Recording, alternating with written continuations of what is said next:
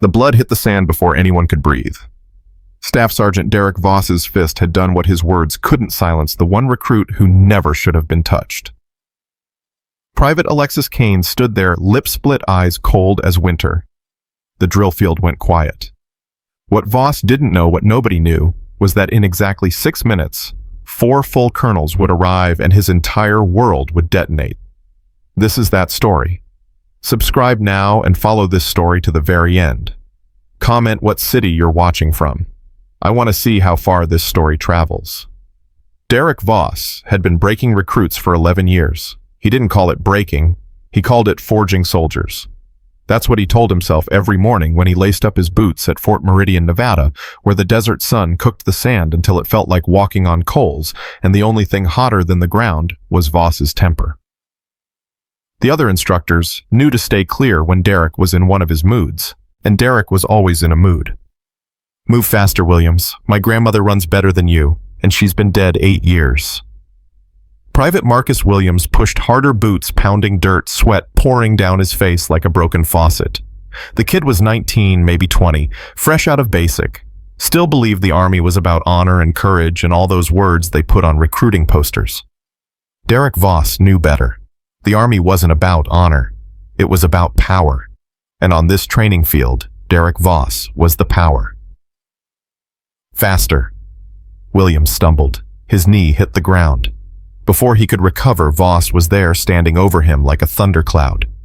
"Did I tell you to stop?" "No, Sergeant." "Then why are you on the ground like a wounded dog?" Williams pushed himself up, shaking. "I'm sorry, Sergeant."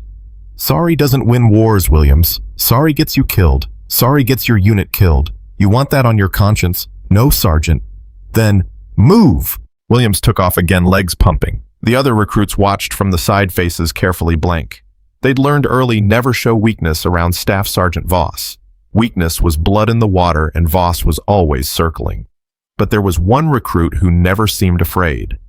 Private Alexis Kane. She stood at the edge of the formation, quiet and unremarkable. 5'7", brown hair pulled back in the regulation bun face that could disappear in a crowd. Nothing special, nothing memorable, just another recruit trying to survive training. Except Derek Voss hated her. He couldn't explain why. Maybe it was the way she never flinched when he yelled. Maybe it was how she met his eyes without backing down, not challenging, just steady, like she was looking through him instead of at him. It made his skin itch. "Kane." She turned. "Yes, Sergeant." "You're up. Combat drill, hand to hand." The other recruits shifted nervously. Hand-to-hand with Voss wasn't training, it was punishment. He'd sent 3 recruits to the infirmary in the last month alone. Bumps and bruises, he called them. Necessary lessons. Kane walked to the center of the drill circle without hesitation. "You know the rules?" Voss asked, already moving into position. "Yes, Sergeant." "Then defend yourself." He came at her fast, faster than necessary, faster than safe. His fist shot toward her ribs, a blow designed to hurt, not teach.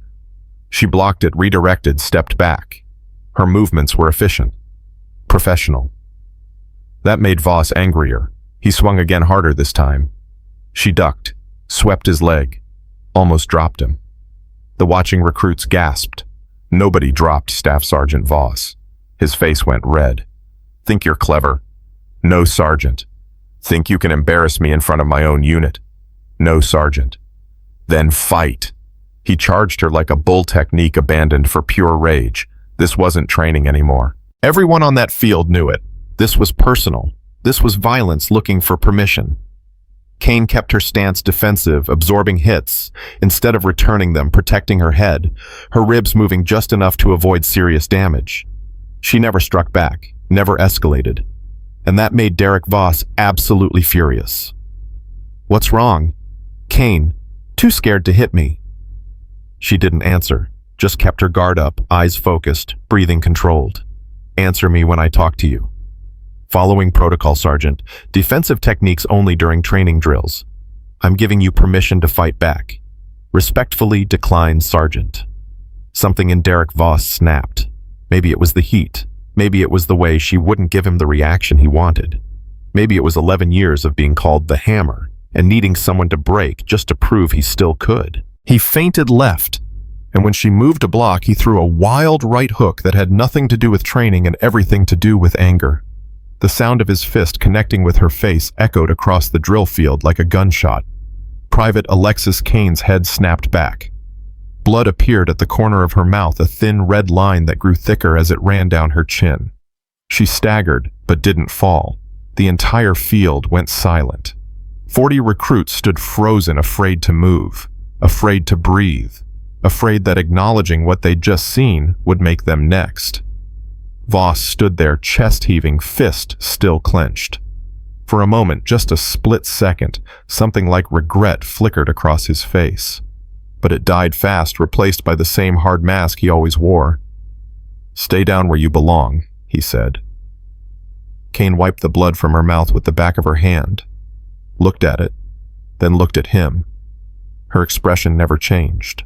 That's when Derek Voss should have noticed the small clip on her belt standard issue equipment. Nothing unusual, except for the tiny red light that had started blinking the moment his fist made contact. But he didn't notice. He was too busy feeling powerful. 3 miles away, in a windowless room buried beneath Fort Meridian's command center, a computer screen exploded with red alerts. Biomarker alert. Impact detected. Code 7 emergency. Level 9 clearance required. Captain James Morrison had been monitoring routine training exercises for 6 hours straight, fueled by bad coffee, and the kind of boredom that made you forget why you joined the army in the first place. He was thinking about lunch, specifically the turkey sandwich his wife had packed, when every screen in front of him started screaming. "Jesus Christ," he whispered. His hand shot to the emergency line. "Commander, we have a code 7. I repeat, code 7. There was a pause. "Confirm your alert, Captain." "Confirm, sir. Biomarker spike, impact trauma location, training field echo. It's her." Another pause, longer this time. When the voice came back, it was cold as ice. "Lock down the range. Nobody in or out. I'm scrambling response now." Morrison's fingers flew across the keyboard, initiating lockdown protocols. On his screen, he could see the blue dot representing Private Alexis Kane, standing still on the training field. Around her, 40 other dots, the recruits all frozen in formation. And one dot standing directly in front of her, Staff Sergeant Derek Voss. "You stupid son of a bitch," Morrison muttered. "You have no idea what you just did." Back on the field, Voss was already moving on, already forgetting. "Williams, you're up next. Let's see if you learned anything from watching Kane fail." But the recruits weren't watching Williams. They were watching Kane, who had quietly moved back to her position in formation and dropped for push-ups without being told. Blood dripped from her chin onto the sand beneath her. 1 drop, 2, 3. She kept counting. 6, 7, 8. Private Sarah Chen, standing next to her, whispered, "Kane, you're bleeding. You need the medic." "I'm fine. Your lip is split open." "I've had worse." Chen stared at her. "How are you so calm right now?" Kane paused at push-up number 14, looked up at Chen with those steady, unreadable eyes and said, "Because getting angry won't help anything." Then she went back to counting. Chen didn't know what to say to that. Nobody did. The truth was, none of them really knew Alexis Kane. She'd shown up 3 months ago, quiet and unremarkable, blended into the unit like she'd always been there. She didn't socialize much, didn't share stories, didn't complain. She just existed. Efficiently. "Kane's weird," Private Rodriguez had said once during one of the rare moments when they were allowed to talk freely. "Like robot weird." "She's just focused," Williams had defended. "Some people take training seriously." "Nah, man, it's more than that. You ever notice she never seemed surprised Voss could light himself on fire, and she'd just nod like, 'Yeah, that tracks.' They'd laughed about it then. It wasn't funny now. Now watching her do push-ups in the dirt with blood dripping from her face, they realized Rodriguez might have been onto something. Normal people broke under Voss, cried or quit or fought back and got destroyed for it. Kane just endured, like she was waiting for something. 4 minutes had passed since the strike. In a parking lot behind Fort Meridian's administrative building, 4 separate vehicles received simultaneous alerts. 4 separate officers, each holding the rank of colonel, each assigned to different divisions, each unaware until this moment that they were part of the same classified operation, checked their phones and felt their blood pressure spike. Colonel Sarah Mitchell was in her office reviewing intelligence reports when her phone buzzed with the alert level she'd hoped she'd never see. She was on her feet, instantly grabbing her keys, her mind already racing through protocols. Code 7 meant one of their embedded operatives was in immediate danger. Code 7 meant someone had compromised a classified operation. Code 7 meant someone was about to have a very bad day. Colonel David Chen was in the middle of a logistics briefing when his phone vibrated. He glanced down, went pale, and stood up so fast his chair fell over. "Meeting's postponed," he said, already heading for the door. "Sir, we haven't finished the supply." "I said postpone, Lieutenant." The door slammed behind him. Colonel Marcus Webb was actually on the training grounds, different field, different unit when his alert came through. He read it twice just to make sure he wasn't misunderstanding. Then he started running toward his vehicle, barking orders into his radio. "This is Webb. I need immediate transport to Field Echo. No, I don't care about the scheduled exercises. Reroute everything. Now." Colonel Patricia Reeves was the farthest away conducting an inspection at the motor pool. She saw the alert and felt her stomach drop. She'd been the one who'd approved this operation 14 months ago. She'd been the one who'd said it was necessary, and now someone had touched her operative. "Get me a vehicle," she snapped at the nearest private. "Fastest thing you have." "Ma'am, I'll need to check. Did I stutter?" "Private vehicle, now." 4 colonels, 4 different locations, 1 destination. The clock was ticking. On the training field, Derek Voss was feeling good. The incident with Kane was already fading into just another day at the office. Sure, he'd hit her a little harder than necessary, but that's how you made soldiers. You broke them down, built them back up. That's what training was. "All right, listen up," he shouted. "We're moving to weapons drill. I want everyone at the range in 5 minutes. Anyone who's late runs an extra 3 miles. Move." The recruits scattered, grateful for the excuse to leave. Kane stood up from her push-ups, wiped the blood from her chin. Again it had slowed but not stopped, and started walking with the others. Private Rodriguez fell into step beside her. "Hey, you really okay?" "I'm fine." "That was messed up what he did." Kane didn't respond. "Someone should report him," Rodriguez continued, voice low. "That wasn't training, that was assault." "Drop it," Kane said quietly. "But..." "I said drop it." Rodriguez raised his hands in surrender. Okay, just saying." They walked in silence for a moment. Then Rodriguez asked, "You ever wonder if it's worth it? All this..." Kane glanced at him. "Worth what?" "The army, the training, dealing with assholes like Voss." For the first time, something that might have been emotion flickered across Kane's face. Not anger, not fear. Something else, something older. "Every day," she said softly. "Every single day." Then she walked faster, leaving Rodriguez behind, wondering what the hell that meant. 6 minutes had passed. The black SUVs came from different directions, but arrived at almost the same moment, converging on Training Field Echo like missiles finding their target. They didn't use sirens, didn't need to.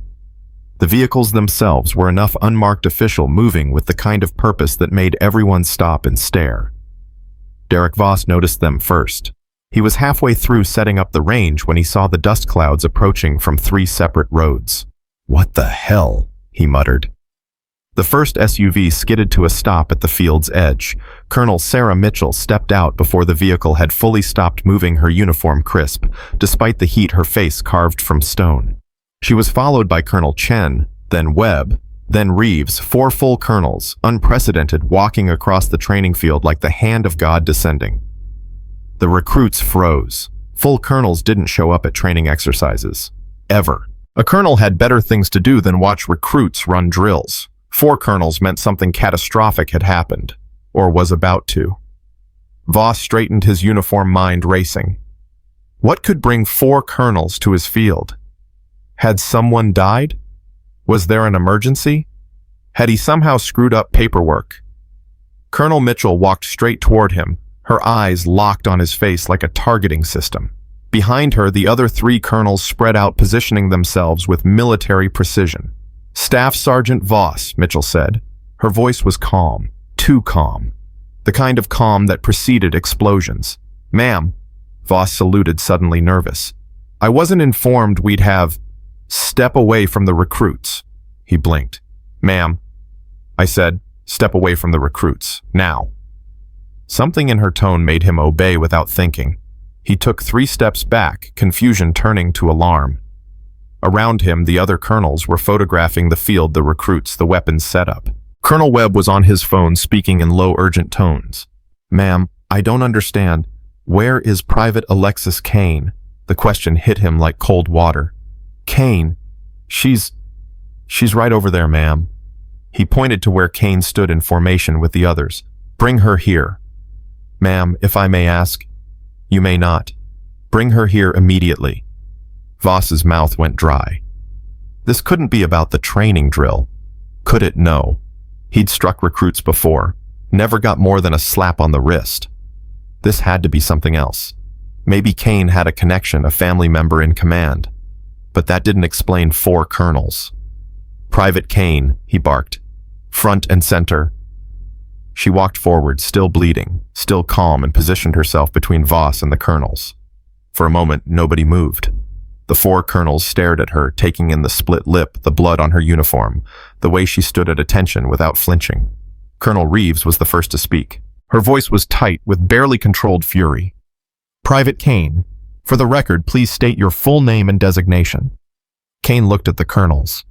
Then for just a second she glanced at Voss. He saw something in her eyes he'd never seen before. Recognition. And something that might have been pity.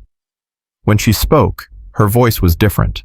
Not the quiet recruit voice. Something else. Something with weight. "Major Alexandra Kane, United States Army Intelligence and Security Command. Serial number 847924163. Undercover designation, Private Alexis Kane. Duration of operation 14 months, 6 days.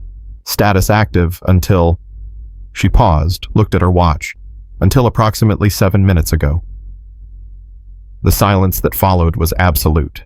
40 recruits stood frozen, trying to process what they'd just heard. Major. Intelligence Command. Undercover. 14 months. She'd been here for 14 months, training with them, eating with them, sleeping in the same barracks. And she wasn't a recruit. She was evaluating them the entire time.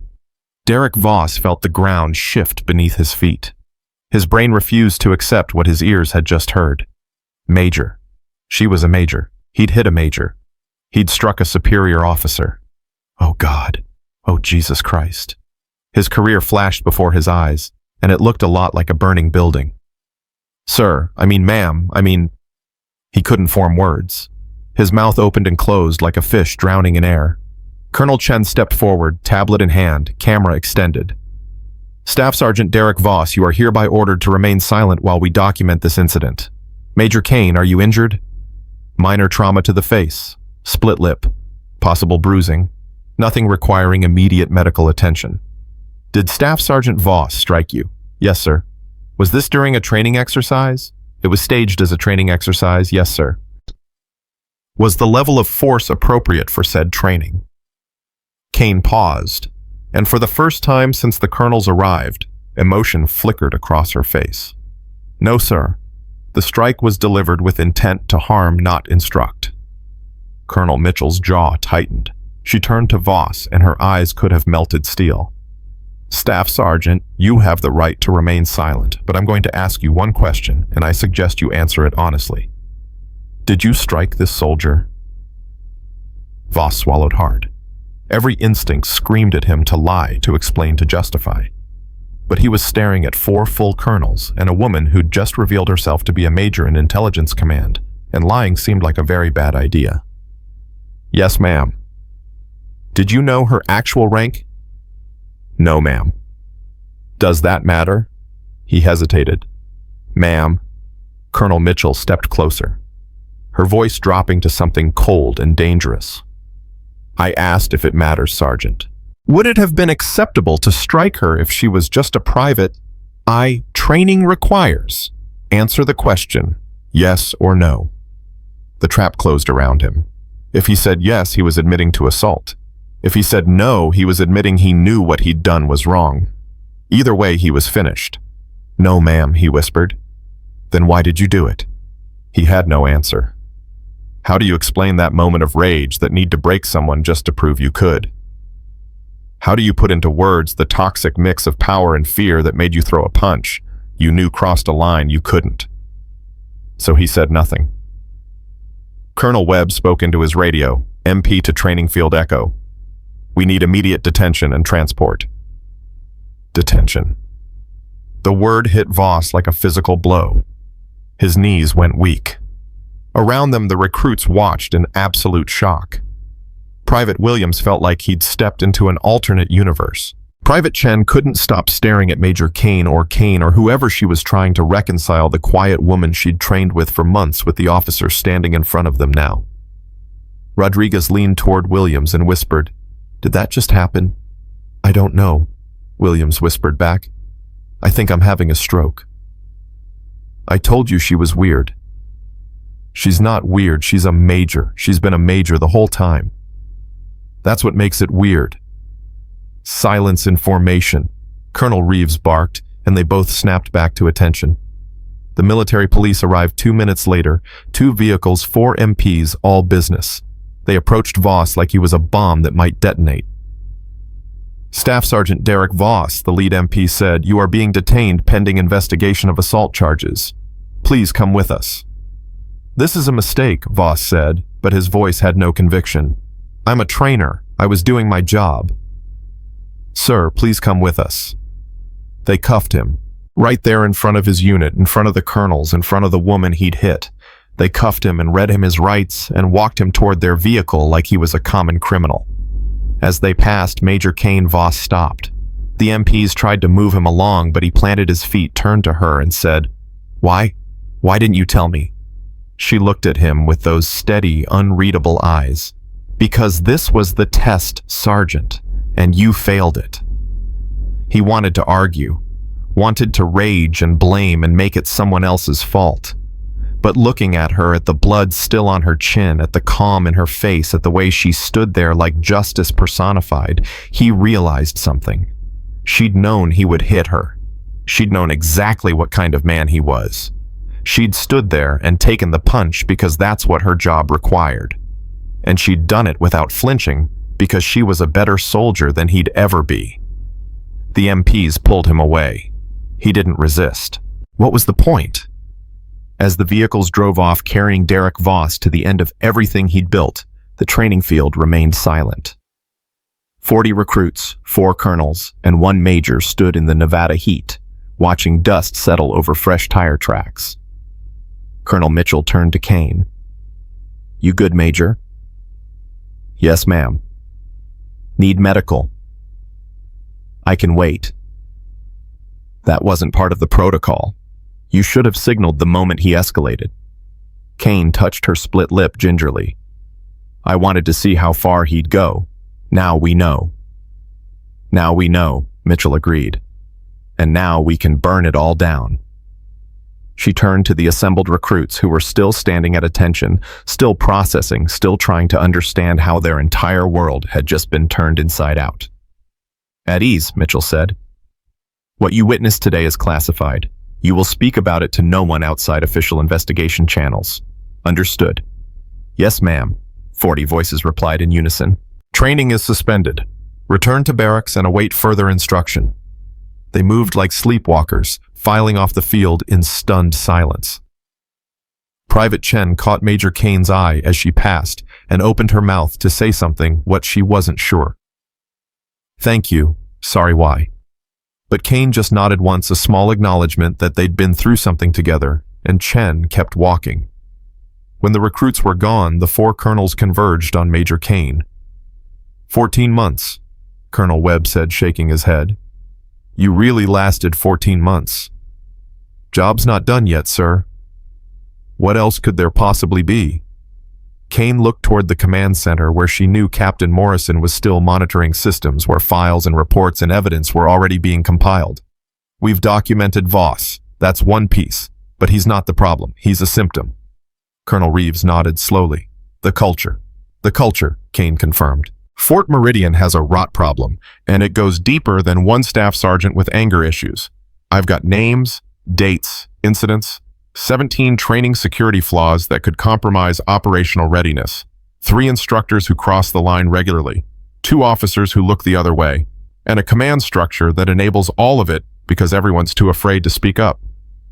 The colonels exchanged glances. This was what they'd feared, what they'd suspected but hoped wasn't true. How bad? Chen asked. Bad enough that half your recruits graduate believing fear is the same as discipline.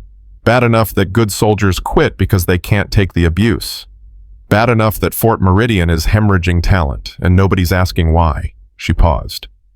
Bad enough that I watched 3 separate recruits consider suicide during my time here, and nobody noticed. The weight of that hung in the air like smoke. Jesus, Webb muttered. Jesus isn't fixing this, Kane said. We are. That's the job. Colonel Mitchell looked at her, really looked at her, taking in the blood, the bruises already forming the exhaustion around her eyes that came from 14 months of pretending to be someone else, of watching abuse happen and being unable to stop it until the evidence was gathered, the case was ironclad, the operation complete. You did good work, Major. Thank you, ma'am. Now go get that lip looked at. That's an order. Yes, ma'am. Kane walked toward the medical building, leaving the 4 colonels standing in the desert sun. Behind her, Fort Meridian continued its daily operations, unaware that everything had just changed. In a cell at the military police station, Derek Voss sat on a metal bench and stared at his hands. The hands that had struck a major. The hands that had just ended his career. He thought about the moment, replayed it over and over. The anger, the punch, the blood. The look in her eyes, Kane's eyes, steady and patient and waiting for exactly this. She'd known. The whole time she'd known what he was, and she'd let him prove it. In the medical bay, a nurse cleaned Major Kane's lip while she submitted her preliminary report on a tablet. Names, dates, incidents, evidence. 17 security flaws, 3 abusive instructors, 2 complicit officers, 1 toxic culture that started at the top and filtered down until it poisoned everything. Her fingers moved across the screen, typing with the same efficiency she'd brought to every push-up, every drill, every moment of the last 14 months. You're very calm, the nurse observed, applying a butterfly bandage. Am I? Most people would be upset, angry. You just got punched in the face. Kane looked up from her report. Getting angry wouldn't help anything. The nurse shook her head. I don't know how you do it. Stay that cool. Kane saved her report and shut off the tablet. Practice, she said. Lots and lots of practice. What she didn't say that she was angry. Furious, actually. But anger without purpose was just noise, and Major Alexandra Kane had never been particularly noisy. She'd been taught by her father, a colonel himself, retired now, that rage was a tool. You didn't let it use you. You pointed it where it needed to go and let it burn clean and hot until the job was done. Right now, her rage was burning towards systemic change, policy reform, cultural transformation, taking down not just Derek Voss, but everything he represented. That would take time, patience, evidence, and Major Kane had plenty of all 3. The nurse finished bandaging her lip and stepped back. All set. Try not to smile too much for a few days. Won't be a problem, Kane said dryly. Haven't had much to smile about lately. She stood, checked her reflection in the small mirror on the wall, split lip forming bruised blood cleaned away, but the mark remaining, and nodded once. Battle scars, evidence, proof, all of it useful. She walked out of the medical bay and into the Nevada afternoon, where the sun was beginning its descent toward the horizon, and Fort Meridian was just starting to understand that something fundamental had shifted. In the barracks, 40 recruits sat on their bunks and tried to process what they'd witnessed. Private Williams kept replaying the moment in his head, Major Kane standing there, blood on her chin, revealing her true identity like something out of a spy novel. "We trained with a major," he said out loud. "For 14 months. We trained with a major." "She saw everything," Private Chen said quietly. "Every mistake. Every time Voss went too far. Every time we messed up or succeeded or just tried to survive another day. She was watching the whole time." Rodriguez laughed, but there was no humor in it. "I called her weird, to her face. I told a major she was weird." "Pretty sure that's not a court-martial offense," Williams said. "Still, Jesus." They sat in silence for a long moment. Then Chen said, "You think they're going to shut down the program Fort Meridian training?" "No," Williams said, "but I think they're going to fix it." "How do you know?" "Because that's why she was here. Not to shut us down, to make it better." He paused. "To make us better." Chen considered this. "You think it'll work?" "I don't know. But I saw 4 full colonels show up in 6 minutes when someone hurt her. The army protects its own. Maybe now they'll protect us too." It was a hopeful thought. Maybe too hopeful. But sitting there in the barracks with the Nevada sun streaming through windows and the memory of Major Kane's steady eyes fresh in their minds, it felt possible. At the military police station, Derek Voss was processed, photographed, and placed in a holding cell. His lawyer would arrive tomorrow. His court-martial would be scheduled within the week. His career, 11 years of service, countless successful training exercises, a reputation as one of Fort Meridian's toughest instructors, would be dissected and destroyed in record time. But right now, sitting alone in a cell that smelled like disinfectant and despair, all he could think about was that moment. The punch, the blood, the look in her eyes. "Stay down where you belong," he'd said. But she'd never been down. She'd been above him the entire time, and he'd been too stupid and too angry and too drunk on his own power to see it. The irony would have been funny if it weren't ending his life. In the command center, Captain Morrison reviewed the footage from Major Kane's body camera. 14 months of training exercises recorded and encrypted and stored in systems so classified he'd needed 3 separate clearances just to access them. He watched Derek Voss's behavior over time. The escalation, the pattern, not just with Kane but with other recruits. The way he justified each instance of excessive force.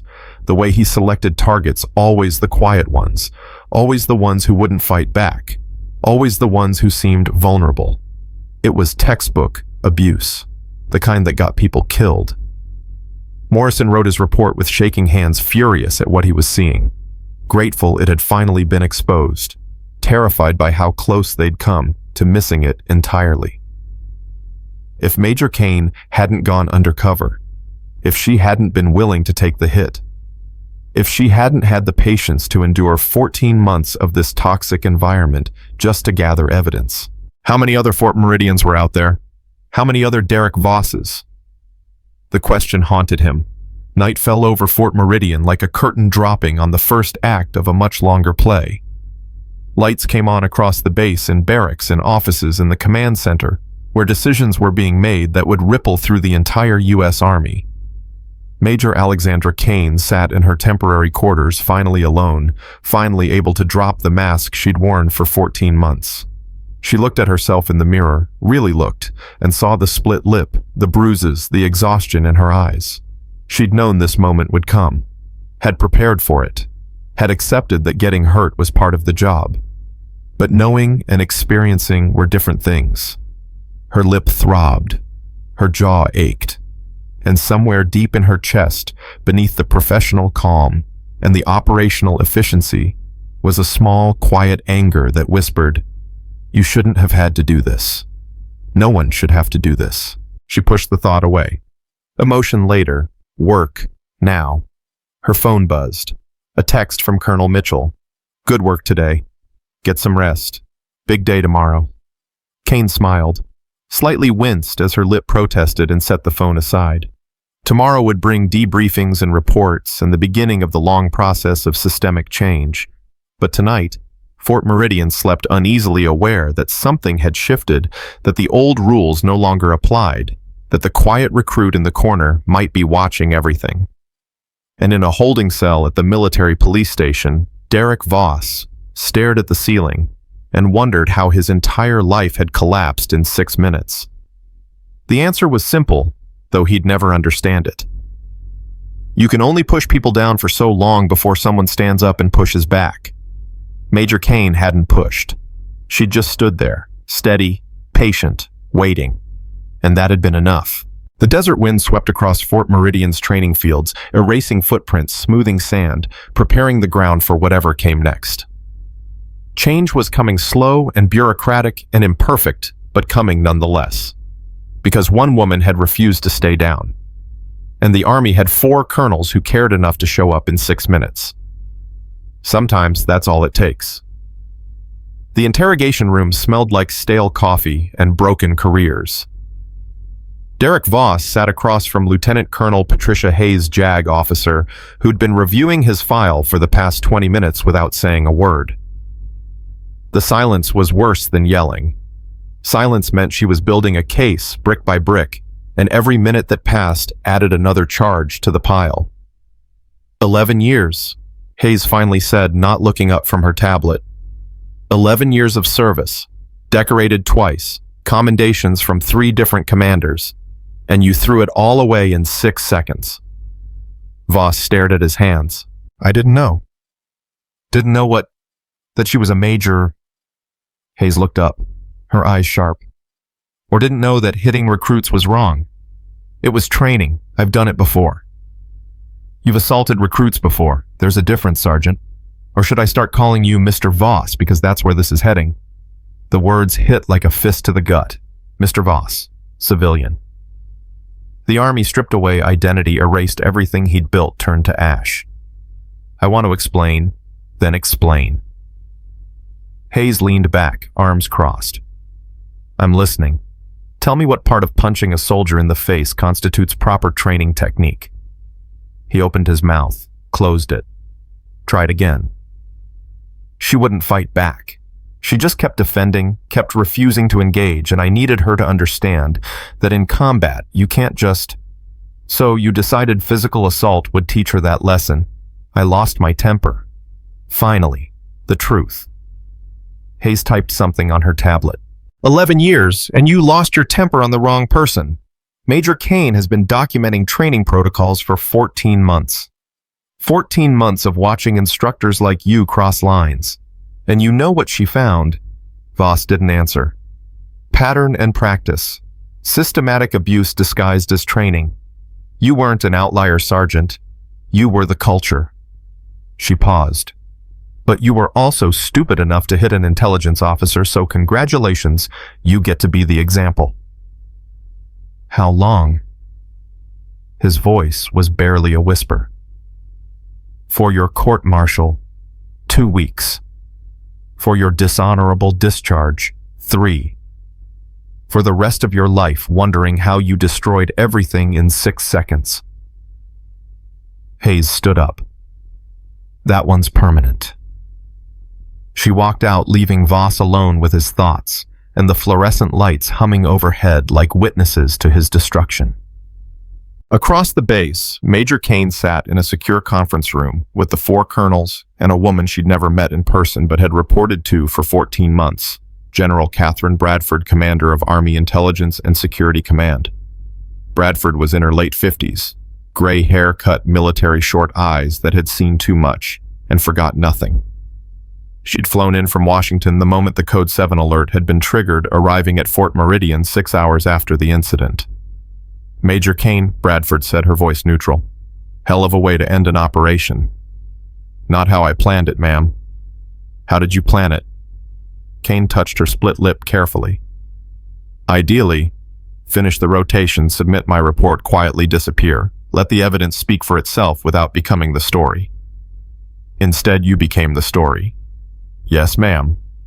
Bradford pulled up footage on the conference room screen, body camera video from Kane's equipment showing the training field from her perspective.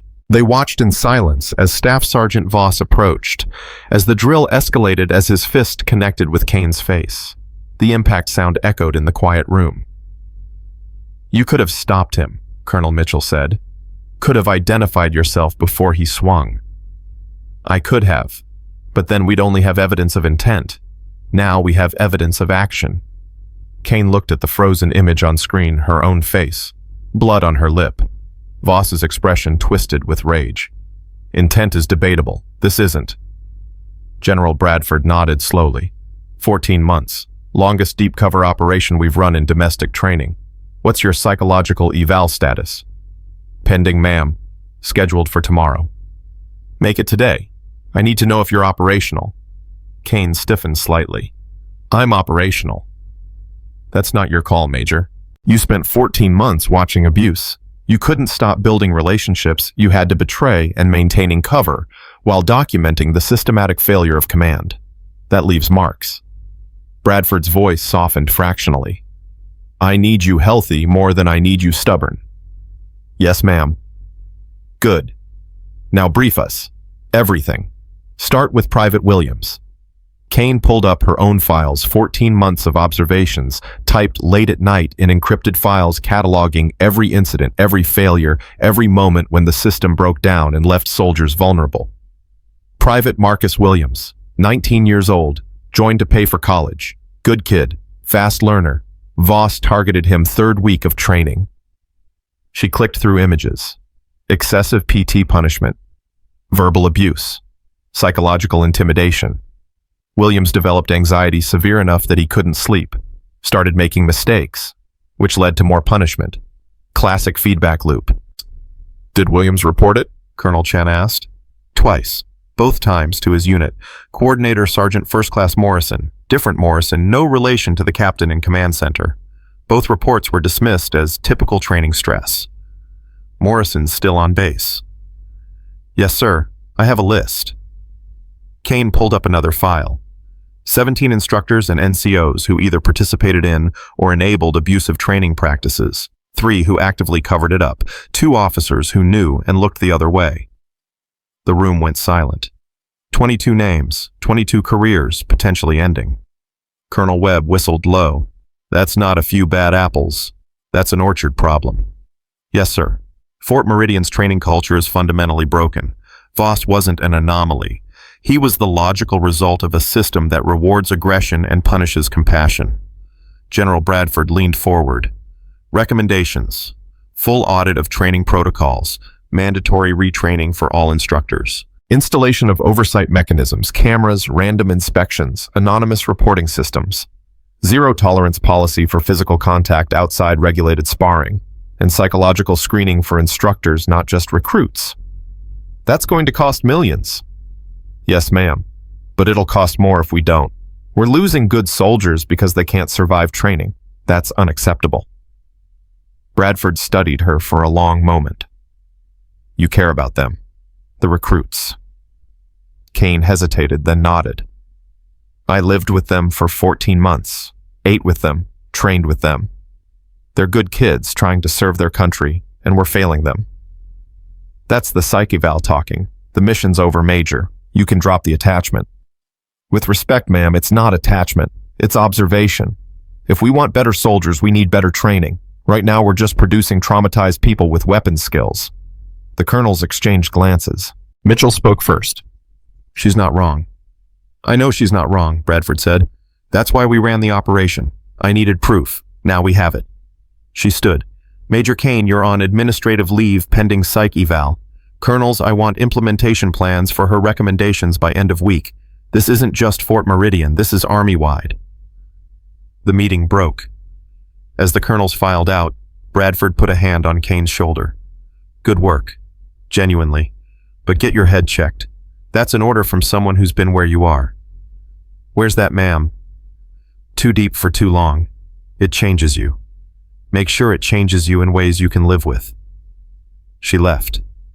Kane sat alone in the conference room, staring at the frozen image of her own face on screen. Blood on her lip. Voss's fist pulling back. The moment everything changed.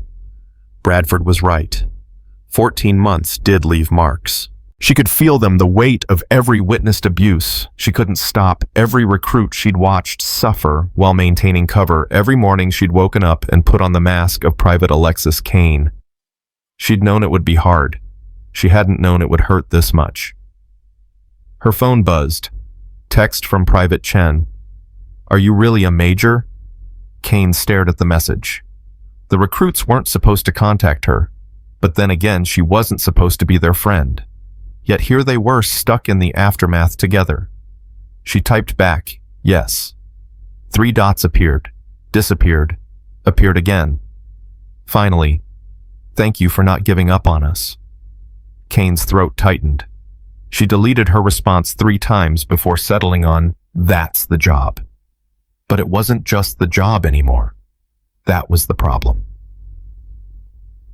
In the barracks, the recruits were supposed to be resting. Instead, they were having the most surreal conversation of their lives. She lived right there, Rodriguez said, pointing to the bunk that had been Kane's for 14 months. She slept 3 feet from me. For 14 months. Did she snore? Williams asked. What? Did she snore? I'm just trying to figure out if majors snore like regular people. This is not the important question, Williams. It's important to me. Private Chen sat on her own bunk, hugging her knees. She heard everything we said, every stupid joke, every complaint, every time we talked about our families or our fears or... She stopped. I told her about my mom's cancer. I cried. She held my hand and told me it would be okay. The room went quiet. Was that real? Chen asked. Or was that part of her cover? Nobody had an answer. Private Taylor, who'd been silent until now, spoke up.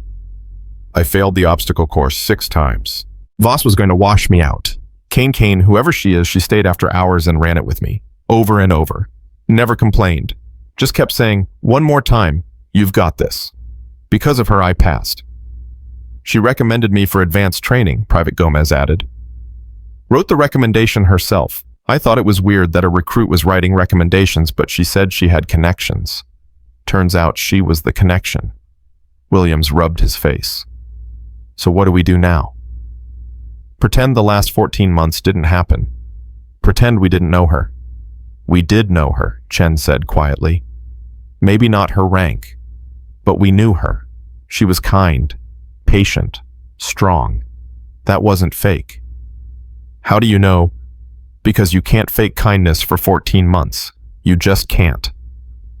Rodriguez stood up and walked to the window, looking out at the training field where everything had changed that morning. Voss is done. Everyone knows it. But what about the others? What about Morrison, who ignored reports? What about Lieutenant Jackson, who laughed when someone said training was too rough? Kane documented everything, Williams said. I heard the colonels talking. She's got names, dates, evidence. They're all going down. Good, Taylor said, voice hard. They should. But Chen looked troubled. What if they don't? What if Voss takes the fall and everyone else gets a slap on the wrist? What if nothing actually changes? The question hung in the air like smoke, bitter and unavoidable. That afternoon, Captain James Morrison, the command center captain, not the NCO instructor, received a visitor he'd been expecting and dreading in equal measure. Major Kane walked into his office, lip-bandaged bruise darkening along her jaw, and sat down without being invited.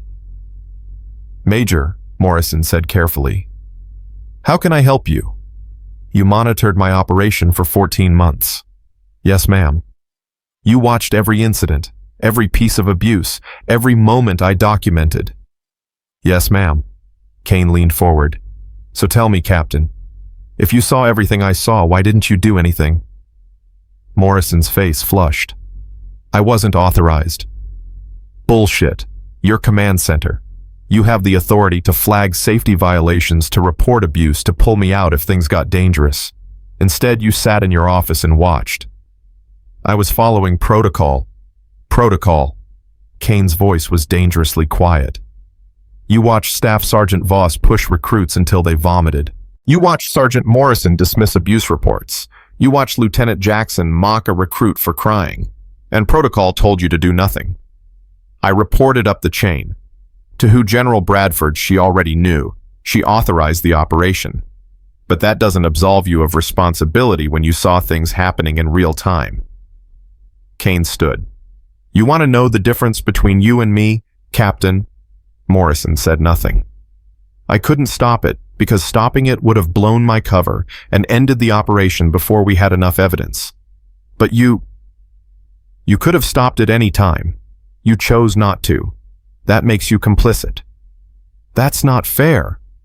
Fair. Kane's voice rose for the first time. You want to talk about fair? Private Williams developed an anxiety disorder. Private Gomez tried to quit 3 times. Private Chen watched her best friend get sent to the hospital with a concussion from training. And you sat in your air-conditioned office with your coffee and your monitors and did nothing. Morrison's hands shook. I followed orders. I followed orders is not a defense. It's an excuse. And it's the excuse that lets this continue. Kane moved to the door, then stopped. You're not being court-martialed. You didn't hit anyone.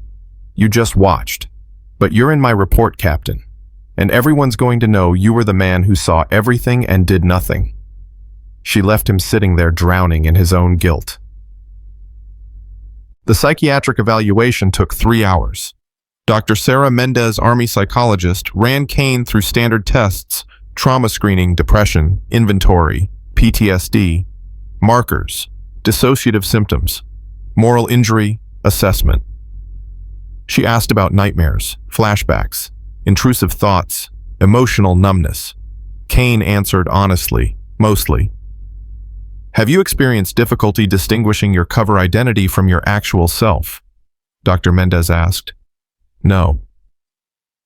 Have you felt emotionally connected to subjects of your investigation? Pause. Define emotionally connected. Have you formed attachments that complicate your ability to remain objective? Kane thought about Private Chen texting her, about Private Taylor passing the obstacle course, about Williams and Rodriguez and Gomez and all the others who'd become real people instead of operation parameters. Some, she admitted. Dr. Mendez made a note. That's normal. 14 months is a long time to maintain cover. The brain doesn't distinguish well between real relationships and necessary ones. I knew they weren't real. Did you know they weren't supposed to be real? The question hit harder than Kane expected. She'd told herself for 14 months that the relationships were operational, tools, means to an end. But when Chen had cried about her mother when Taylor had failed the course again, when Williams had smiled after finally getting something right, those moments hadn't felt operational. They'd felt human. I did my job, Kane said. I'm not questioning your performance. I'm questioning the cost. Dr. Mendez set down her tablet. Major, you're an excellent soldier. Your operation was textbook. Your documentation will change Army training policy. But you paid a price. I need to know if you can afford to pay it again. I don't understand. General Bradford wants to run more operations like yours. Domestic intelligence, deep cover, long duration. She thinks you're perfect for it. Dr. Mendez leaned forward. But I'm the one who decides if you're psychologically cleared. And right now, I'm not sure you should go back under. Kane's chest tightened. I'm fine. You're functional. That's different from fine. Then what do you recommend? Honestly, time. Therapy. A chance to be Major Alexandra Kane instead of whoever you had to pretend to be for the last year. She paused. You did good work, but good work shouldn't cost your humanity. Kane left the evaluation office with a temporary clearance fit for duty, but no deep cover operations for 6 months minimum. It felt like a failure and a relief at the same time. The news broke 3 days later. Army Major reveals systematic abuse at Fort Meridian. The story spread through military networks like wildfire. A major in intelligence command had spent 14 months undercover as a recruit documenting widespread training abuse. 1 instructor court-martialed, 17 others under investigation. 2 officers relieved of duty. Complete audit of Fort Meridian training protocols ordered. It made national headlines. Suddenly, Major Alexandra Kane was famous. Her name, her face, the story of the quiet recruit who was secretly an intelligence officer, who'd taken a punch to expose corruption, who'd endured 14 months of hell to protect future soldiers. She hated every second of it. I'm a soldier, not a celebrity, she told Colonel Mitchell when the media requests started pouring in. You're both now. Deal with it. I don't want interviews. I want to do my job. This is your job. The Army needs heroes, Major, especially women heroes. especially ones who prove you don't need to punch people to be a good soldier. Kane's phone wouldn't stop ringing. News networks, podcasts, book agents, movie producers, everyone wanted her story, wanted her face, wanted to turn 14 months of calculated investigation into entertainment. She ignored all of them. But she couldn't ignore the letters. They came from everywhere. Recruits at other bases, veterans, active duty soldiers, parents of service members. Hundreds of letters all saying the same thing in different ways. Thank you. You saw us. You believed us. You proved it wasn't just in our heads. Kane read every one. Private First Class Martinez wrote, "My instructor broke my wrist during training and told me it was my fault for being weak. I was too scared to report it. Thank you for being brave enough to report yours." Sergeant Emily Howell wrote, "I washed out of Fort Meridian 2 years ago because I couldn't handle the abuse. I thought I was the problem. Your story made me realize the problem was never me." A mother wrote, "My son died by suicide after graduating from Fort Meridian training. The Army said it was unrelated. I always wondered what they did to him there. Now I know. Thank you for giving me answers, even though they hurt." That letter broke something in Kane. She sat in her quarters and cried for the first time since the operation began. Not for herself, but for all the soldiers who'd suffered in silence, who'd broken under pressure, who'd believed the lie that abuse was the same as strength. Derek Voss's court-martial was swift and brutal. The prosecution presented body camera footage, medical reports, witness testimony from 40 recruits who'd watched him strike a superior officer. His defense attorney tried to argue temporary insanity, diminished capacity, the stress of training duty. None of it mattered. The military judge took less than an hour to deliver the verdict, guilty on all counts. Dishonorable discharge, forfeiture of all pay and benefits, 60 days in military prison. When they read the sentence, Voss didn't react. He'd known it was coming. You don't hit a major and walk away. But as they led him out of the courtroom, he saw Major Kane sitting in the gallery watching. Her lip had healed. The bruise was fading, but her eyes were the same steady patient seeing everything. He wanted to say something. Apologize. Blame her. Explain that he'd spent 11 years believing he was doing the right thing. But what was the point? She'd seen who he really was. That moment on the training field, that was the truth of Derek Voss. Everything else was just noise.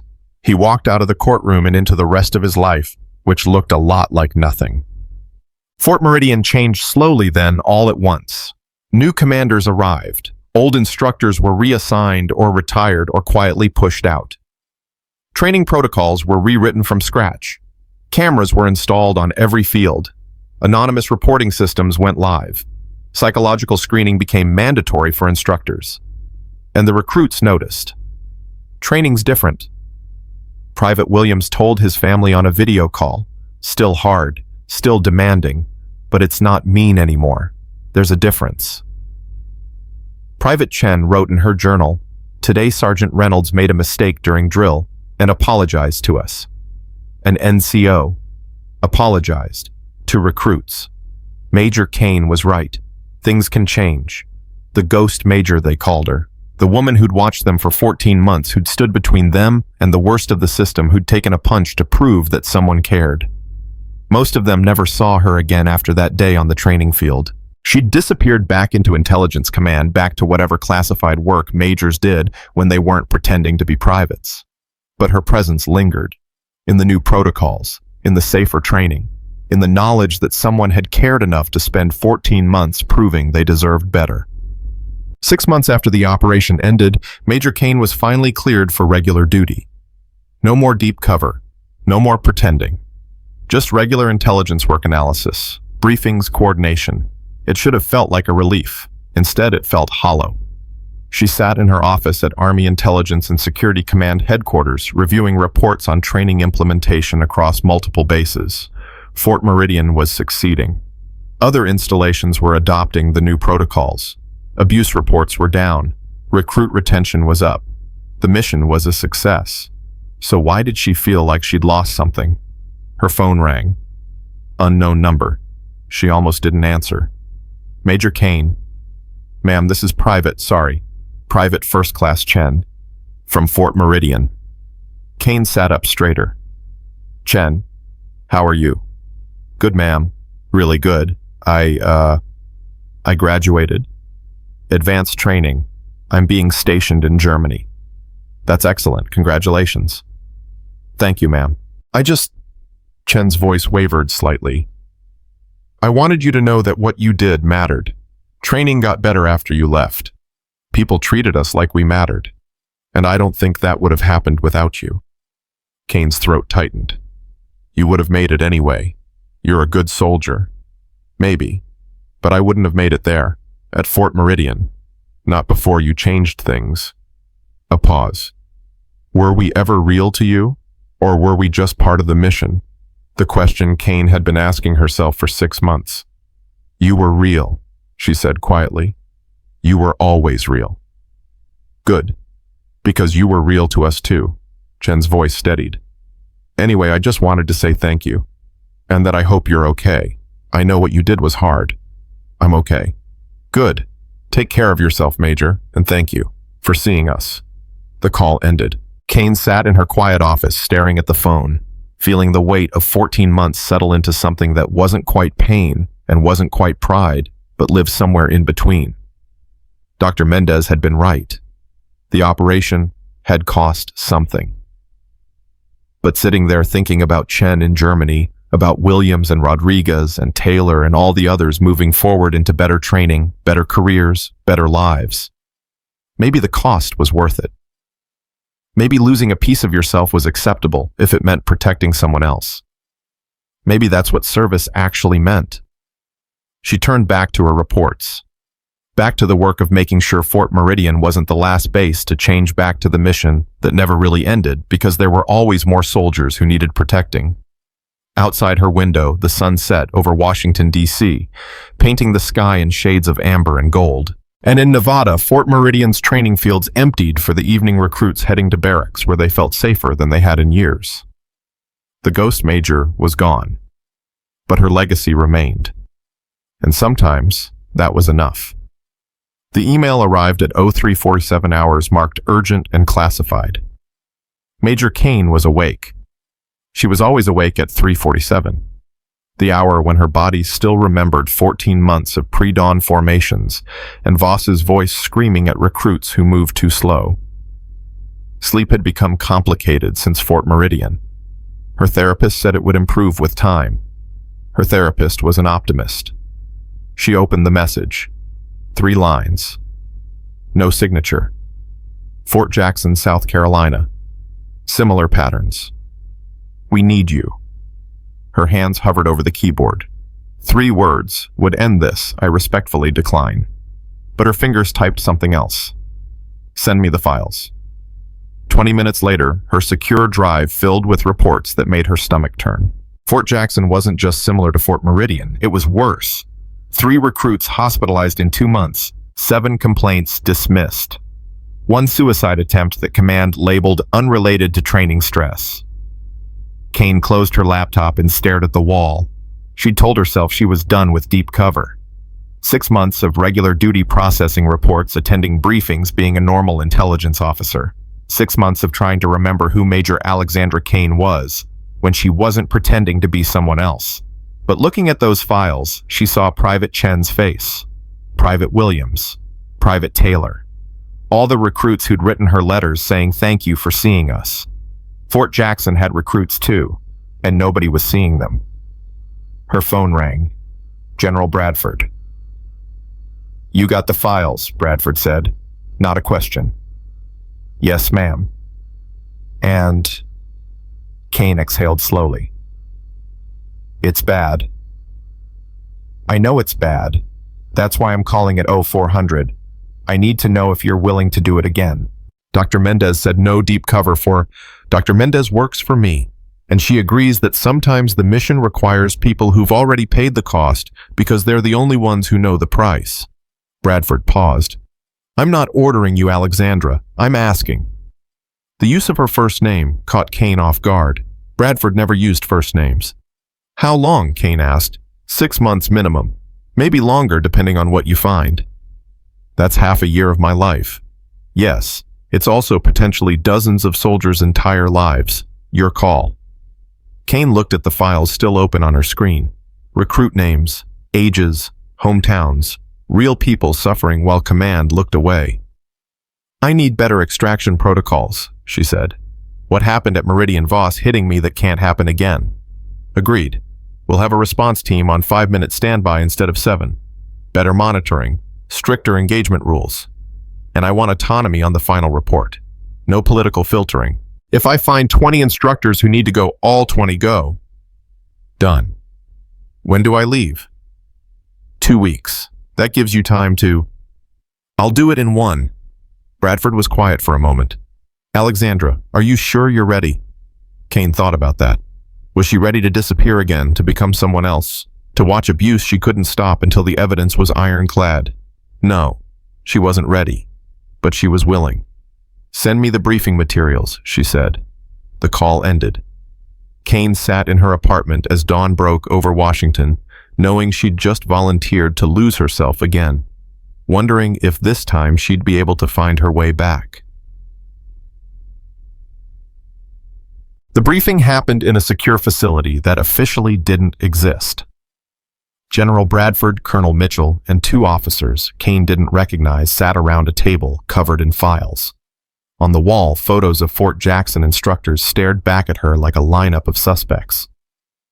Staff Sergeant Marcus Cole, Mitchell said, tapping a photo. Your primary target. 23 years in the Army. 15 as an instructor. Record is clean to clean. Not a single complaint in 15 years. Which means either he's perfect or he's protected, Kane said. We're betting on protected. 3 recruits mentioned his name in anonymous surveys before they withdrew their statements. Pattern suggests intimidation. Kane studied Cole's photo. Mid-40s solid-build eyes that looked through the camera instead of at it. She'd seen that look before. Voss had it too, the expression of someone who believed power was permission. What's his method? Kane asked. The officer Kane didn't recognize Captain Linda Parsons pulled up a report. Psychological primarily. Cole doesn't hit people. He breaks them other ways. Sleep deprivation disguised as extra duty. Public humiliation. Isolation tactics. One recruit said he made her stand at attention for 6 hours because she smiled during formation. 6 hours. Until she collapsed. Cole wrote it up as failure to maintain discipline. Kane felt the familiar anger building, the kind she'd learned to channel into patience. Who else? Sergeant First Class Raymond Torres, Mitchell continued. Cole's second in command. Enforcer type. Does the physical intimidation Cole avoids. Works as a team, Cole provides psychological pressure. Torres provides physical threat. Recruits caught between them don't report because they don't know who to trust. Command structure. Colonel Richard Brennan oversees training. He's old school. Believes tough training produces tough soldiers. Multiple recruits tried to report to him directly. He told them to stop being soft. Kane committed the names to memory. Cole, Torres, Brennan. The trinity of institutional failure. The abuser, the enforcer, the enabler. Your cover is Private Emma Cross, Bradford said, sliding a file across the table. Age 23. No family, grew up in foster care. Joined the Army to escape poverty. Quiet, unremarkable, perfect for blending in. Kane opened the file. Emma Cross stared back from a fabricated ID photo. Brown hair, hazel eyes, forgettable face. The Army had gotten good at creating ghosts. You'll enter with the next training cycle. 42 recruits. We've vetted them, no plants. No intelligence assets, all legitimate. You'll be completely alone until extraction. Monitoring. Same setup as Meridian. Biomarker tracking. Encrypted daily check-ins. Response team on standby. But Alexandra... Bradford leaned forward. If you're compromised before we have enough evidence, we'll pull you. I'm not sacrificing an intelligence officer to nail one instructor. Understood. Are you sure about this? Kane looked at the photos on the wall. Cole, Torres, Brennan. Behind them, invisible but present, were the recruits who'd tried to speak and been silenced. I'm sure. The transformation took 3 days. Hair dyed darker, contact lenses to change her eye color slightly. Posture adjusted. Private Cross would carry herself with less confidence than Major Kane's shoulders, slightly hunched, eyes down. Speech patterns altered, less military precision, more hesitation, younger vocabulary. The physical changes were easy, the psychological ones were harder. You need to be vulnerable, Dr. Mendez said during their final session. Not weak vulnerable. There's a difference. Explain. Weakness is performative. Predators sense it and dismiss it. Vulnerability is authentic. That's what Cole targets. He needs to believe you're a real person he can actually break. Kane understood. Voss had targeted Kane because she'd seemed strong enough to challenge but isolated enough to destroy. Cole would be different. Cole would target whoever seemed most real. What if I can't? Kane asked. What if after Meridian I've lost the ability to be vulnerable? Mendez smiled sadly. Alexandra, you're sitting here asking me that question. You haven't lost anything. You've just learned to protect it better. On her last night as Major Alexandra Kane, she called her father. Colonel Kane, retired, answered on the first ring. Alexandra, it's late. I know, I just wanted to hear your voice. A pause. Her father had been military intelligence too, decades ago, back when operations meant something different. He knew what late-night calls meant. You're going under again, he said. Yes. Does Bradford know you're not ready? Bradford knows I'm the only one who can do it. Her father sighed, and in that sound, Kane heard 30 years of missions of sacrifices, of the accumulated weight of choosing duty over self. Your mother used to say that the army doesn't demand your life.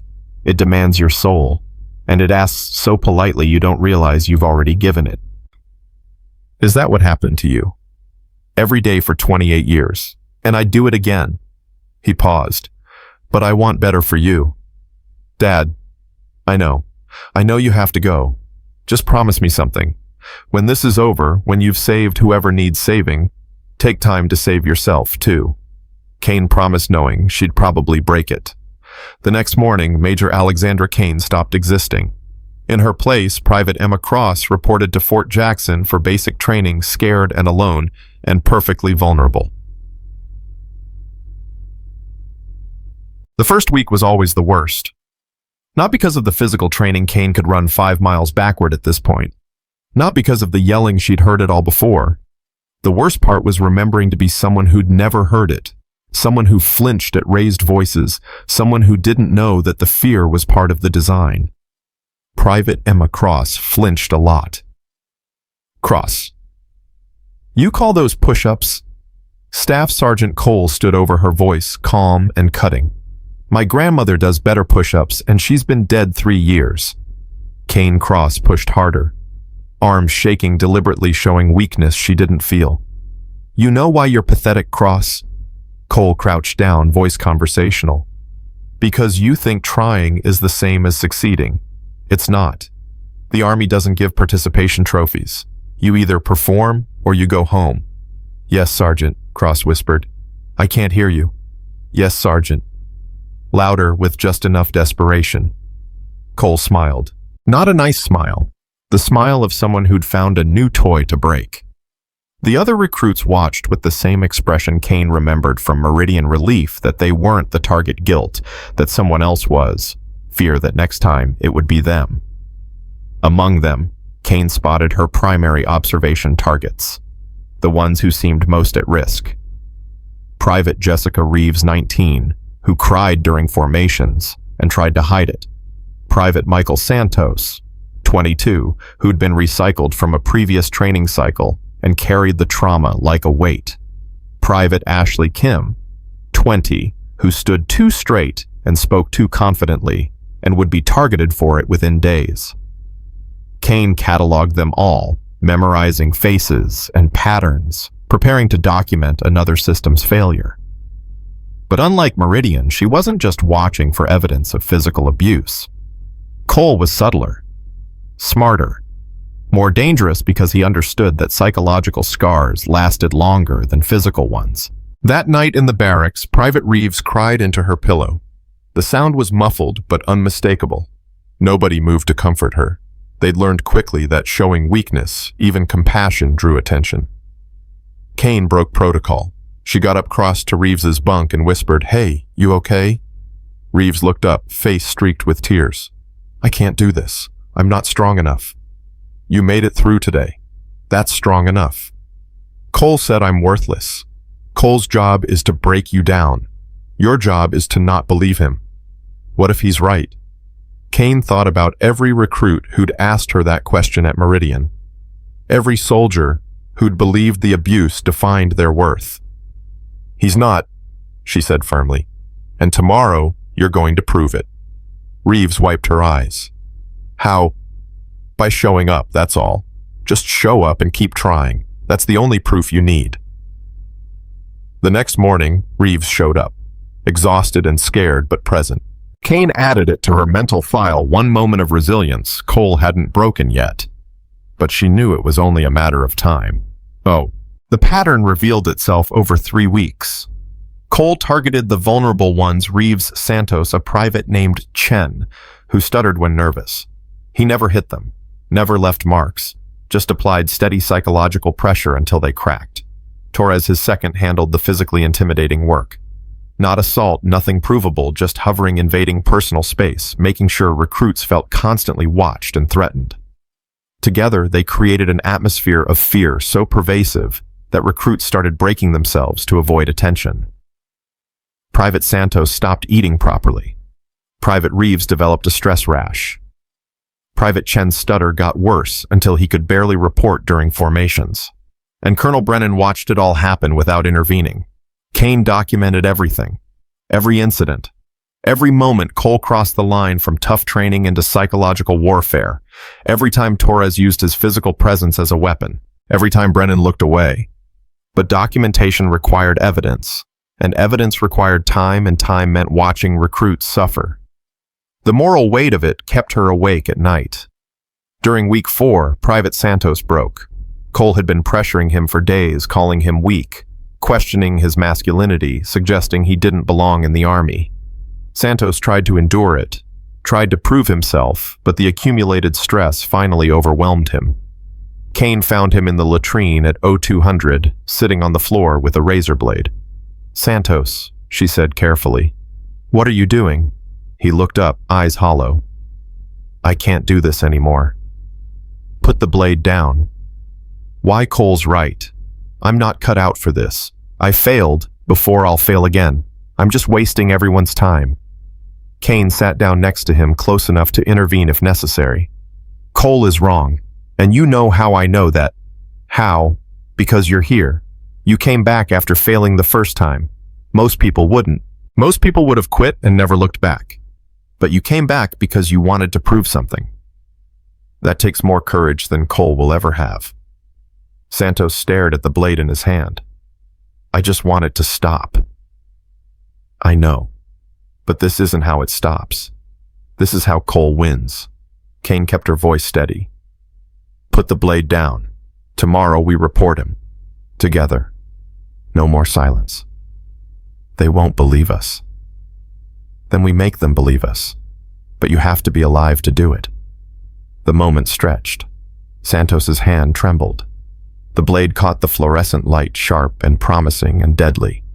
Then he dropped it. "Okay," he whispered. "Okay." Kane picked up the blade, wrapped it in toilet paper, pocketed it. Evidence. And more importantly, a life saved. "Let's get you to medical," she said. "They'll wash me out. Maybe. Or maybe they'll recognize you need help and actually provide it." She stood, offered her hand. "Either way, you're not facing it alone." Santos took her hand. They walked to the medical building together, 2 soldiers in the dark, and Kane triggered her emergency beacon. Within 4 minutes, her encrypted phone buzzed with a message from Captain Morrison. "Different base, same monitoring role, received. Response team alerted." "Are you compromised?" she typed back. "No, but we need to accelerate timeline." Recruit at risk. Acknowledged. 48 hours to extraction. Can you hold? Kane looked at Santos sitting in the medical waiting room, exhausted and broken and finally safe. I can hold. The next 48 hours felt like 48 years. Cole noticed Santos's absence immediately. Where's your battle buddy Santos Cross? Medical, Sergeant. Medical for what? I don't know, Sergeant. Cole's eyes narrowed. You know what happens to soldiers who can't handle stress, Cross. They get sent home. Is that what Santos wanted? To quit? I don't know, Sergeant. You were talking to him last night. I saw you. Kane's heart rate spiked, but her face stayed neutral. He was upset. I tried to help. By helping him feel sorry for himself. Cole stepped closer. Let me teach you something, Cross. Sympathy doesn't make soldiers. It makes victims. If Santos couldn't handle the pressure, he never belonged here. He tried his best, Sergeant. His best wasn't good enough. Maybe yours isn't either. It was a threat, clear and direct. Kane had drawn attention by helping Santos, and now Cole would target her. Good. Let him come. She had 45 hours left. But Cole was smart. He didn't attack directly. Instead, he isolated her. Cross, you're on extra duty. Solo perimeter watch. 2200 to 0400. 4 hours alone. No witnesses. Whatever Cole had planned would happen then. Kane reported for duty at 2200, positioned at the edge of the training area where lights didn't reach. She carried her standard equipment, including the small device on her belt that transmitted her vital signs and location to Morrison's monitoring station. At 2330, Cole appeared. He didn't say anything at first, just stood at the edge of the darkness watching, waiting to see if she'd break. Kane maintained her position. Private Emma Cross scared but dutiful, doing her job. Lonely out here, Cole finally said. Easy to feel isolated, forgotten. I'm fine, Sergeant. Are you? Because I've been watching you, Cross. You think you're helping people. Reeves, Santos, Chen, playing the hero. Just trying to support my unit, Sergeant. That's what they all say. Before they realize the army doesn't need heroes. It needs soldiers who follow orders. He moved closer. You know what happens to people who think they're special? They get humbled. Hard. I don't think I'm special, Sergeant. No. Then why do you act like you know better than me? Better than the system? I don't. You do. Every time you comfort someone, I'm trying to correct you, undermine my authority. Every time you tell them they're good enough when I say they're not, you make my job harder. His voice dropped. And I don't like my job being harder. Kane's hand moved imperceptibly toward the panic button on her belt. But she didn't press it. Not yet. She needed him to escalate. Needed him to reveal what he'd been doing to recruits who didn't have backup teams monitoring their vitals. I'm sorry, Sergeant. I didn't mean... Yes, you did. You meant every word. Because you think you're saving them. But you're not. You're just making it worse when they finally break. Because they will break. Everyone breaks eventually. He was close now. Close enough that Kane could see his eyes in the darkness, cold and calculating, and completely certain of his power. Torres, Cole called. The second sergeant emerged from the shadows. Torres was bigger, heavier, physically intimidating in every way Cole wasn't. Together, they flanked Kane. What we're going to do, Cole said conversationally, is teach you about respect, about knowing your place, about understanding that in the army, instructors aren't your friends. We're your superiors, and what we say goes. Kane's hand found the panic button, but she didn't press it yet. 5 more seconds. She needed him to commit. You're going to stand here, Cole continued, and think about every time you questioned me. Every time you undermined my authority. And you're going to do it until sunrise. 6 hours. No breaks. No sitting. If you fall, you start over. That's against regulations, Sergeant. Is it? I don't see anyone here to enforce regulations. Do you? Torres smiled. It wasn't pleasant. And if you report this, Cole added, I'll make sure every remaining day of your training is hell. I'll wash you out on a technicality. I'll write evaluations that follow you your entire career. I'll make you regret ever opening your mouth. He paused. Or you can take your punishment like a soldier and we forget this conversation ever happened. There it was. The threat, the intimidation, the clear abuse of power. Kane pressed the button. "No," she said quietly. "I don't think I will." Cole blinked. "Excuse me." "I said no. I'm not standing here for 6 hours. I'm not accepting your punishment. And I'm definitely reporting this conversation." Cole's face darkened. "You have no idea what you just Staff Sergeant Marcus Cole, Sergeant First Class Raymond Torres. You are ordered to stand down immediately." The voice came from everywhere and nowhere. Colonel Mitchell broadcast through speakers on the response team vehicles that had just arrived with lights blazing.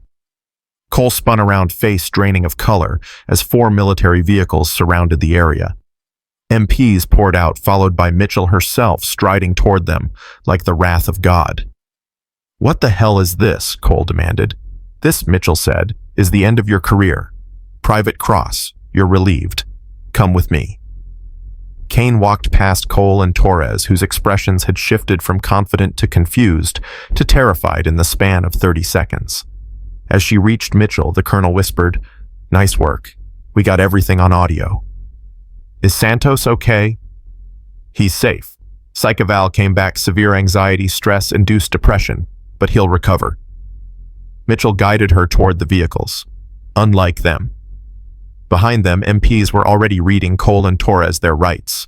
The 2 instructors stood in the glare of vehicle lights, looking small and exposed and finally powerless. Kane didn't feel triumphant. She just felt tired.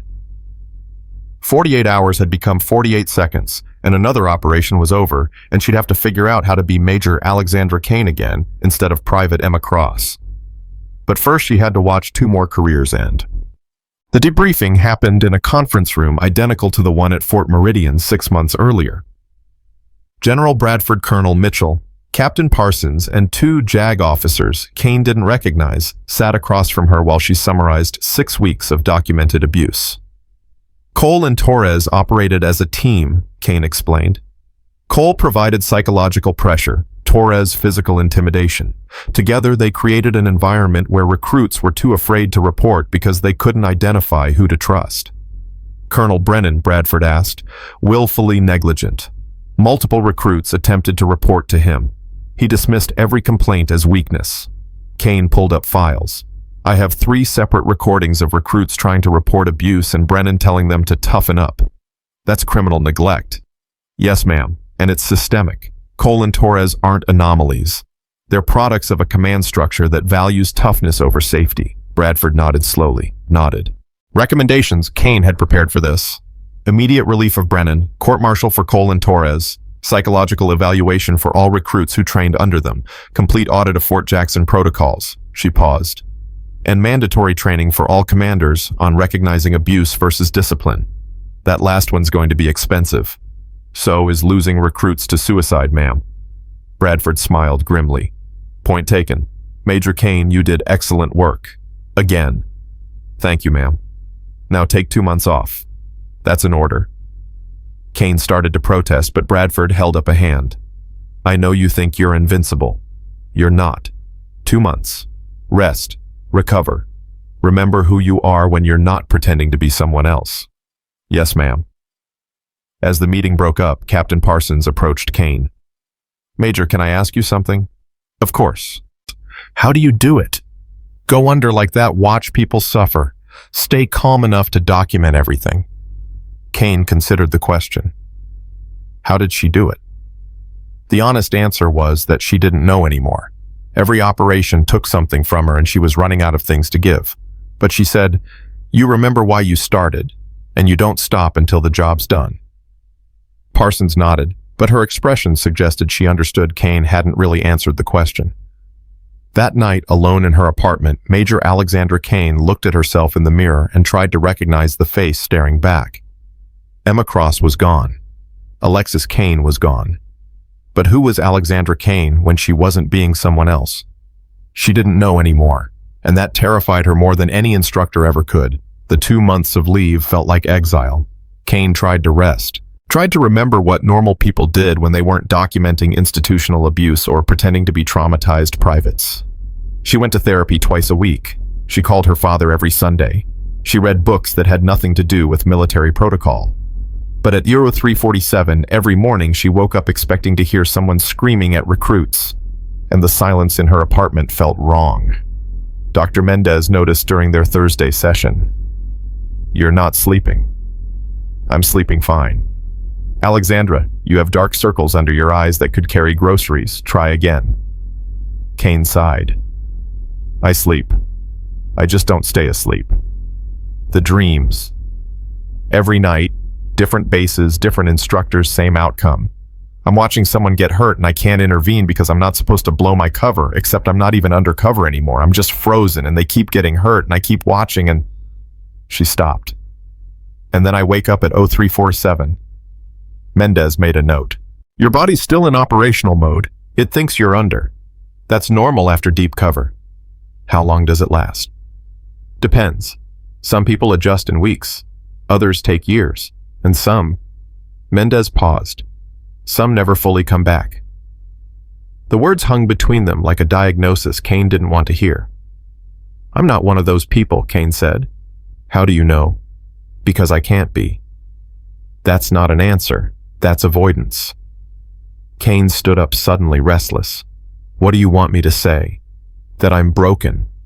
That 2 operations destroyed my ability to function as a normal person? That I traded my humanity for evidence against people who deserve to be stopped? I want you to acknowledge that what you're doing has a cost, and that at some point the cost becomes too high." "When?" Kane demanded. "When is it too high?" "After 3 operations, 5-10.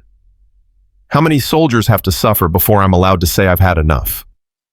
Mendez looked at her with something that might have been pity. "Alexandra, you've already had enough. You're just not letting yourself admit it." Kane wanted to argue, wanted to insist she was fine, functional, ready for whatever came next. But standing in Mendez's office with her hands shaking and her chest tight and her mind replaying every moment she'd watched recruits break while she did nothing, she couldn't find the words. "I need to be useful," she finally said. "If I'm not doing this, what's the point? The point is living. Not just surviving operations, but actually living. I don't know how to do that anymore." And there it was, the truth she'd been avoiding for 6 months. Major Alexandra Kane had forgotten how to exist when she wasn't being someone else. Mendez leaned forward. "Then that's what we work on. Not preparing you for the next mission, teaching you how to be yourself." Kane nodded, but even as she agreed, her phone buzzed with an encrypted message. "Third incident, Fort Benning, Georgia. Worse than Jackson. Call me. Bradford." Her hands moved automatically, opening the file, reading the preliminary report. 3 recruits hospitalized. 7 complaints. 2 instructors under investigation. Command structure compromised. Fort Benning needed someone, and General Bradford needed her. "I have to go," Kane said. "Alexandra, your leave isn't..." "I know, but they need me." Mendez's expression hardened. "No, they need someone. You need rest. There's no one else." "That's not true, and you know it. The Army has thousands of intelligence officers. Bradford's using you because you're willing to destroy yourself for the mission. Someone has to." "Why does it have to be you?" Kane looked at her phone, at the names of recruits in the file, at the evidence of another system failing another group of soldiers who'd trusted the Army to protect them. "Because I know what it costs," she said quietly. "And I know it's worth it." She walked out before Mendez could respond, before the words could sink in, before she had to admit that maybe Mendez was right, and she was sacrificing herself for a mission that would never end, because there would always be another Fort Meridian, another Fort Jackson, another Fort Benning. But knowing that didn't change what she had to do. General Bradford met her at a coffee shop 3 blocks from the Pentagon. It was deliberate, unofficial location, casual setting, giving Kane the illusion that she had a choice. But they both knew she'd already made her decision the moment she read the file. "You're supposed to be on leave," Bradford said as Kane sat down. "You sent me the file." "I sent you information. That's not the same as a request." felt like a request. Bradford studied her over the rim of her coffee cup. "You look terrible." "Thank you, ma'am." "I'm serious, Alexandra. You've lost weight. You've got stress markers all over your face. Your psych eval says you're experiencing operational fatigue. Dr. Mendez is concerned about my sleep schedule. Dr. Mendez is concerned you're going to burn out completely and we'll lose the best deep cover operative we have." Bradford set down her cup. "I need you to understand something. I'm not asking you to go to Fort Benning." Kane blinked. "You're not?" "No. Because if I ask, you'll say yes, and you'll go, and you'll do brilliant work, and you'll come back even more damaged than you already are. And eventually you'll break completely, and I'll have to live with the fact that I broke you. Then why send me the file? Because you deserve to know what's happening. Because you built this program. Because the work you did at Meridian and Jackson is changing Army policy." Bradford paused. "And because I wanted you to understand that sometimes the right choice is walking away." Kane looked at the file on the table between them.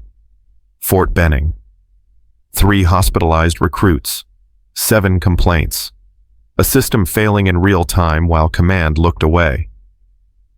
"Who are you sending?" she asked. "Captain Parsons volunteered. She's good, trained under you, ready for deep cover." "She's never run an operation this long."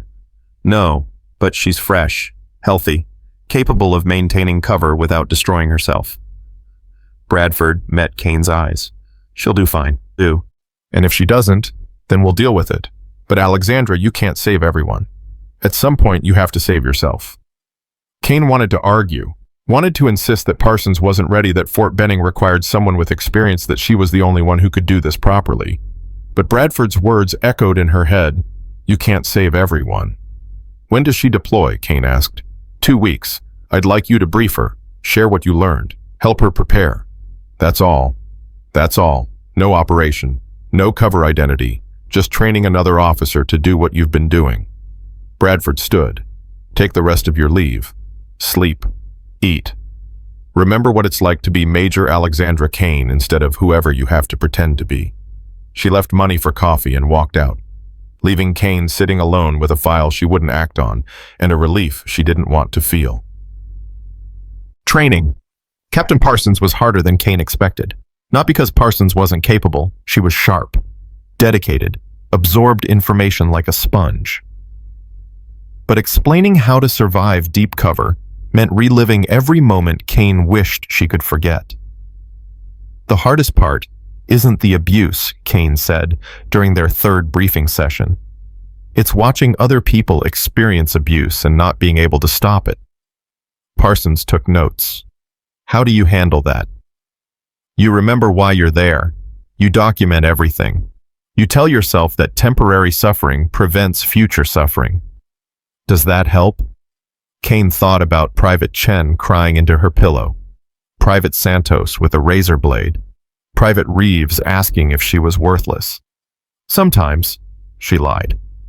They worked through scenarios, how to maintain cover under pressure, how to trigger emergency extraction, how to document abuse without arousing suspicion, how to be vulnerable enough to draw out predatory instructors without becoming an actual victim.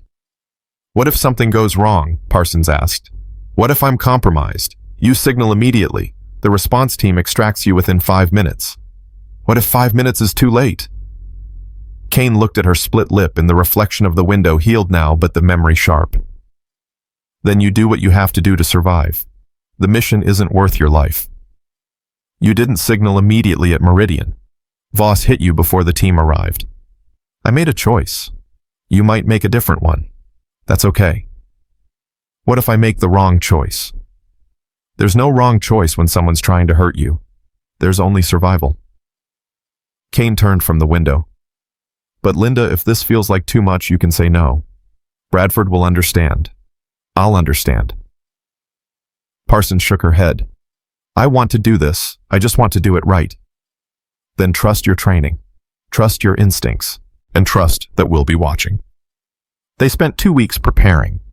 Kane shared every tactical lesson, every psychological insight. every moment of operational knowledge she'd accumulated across 2 deep cover missions.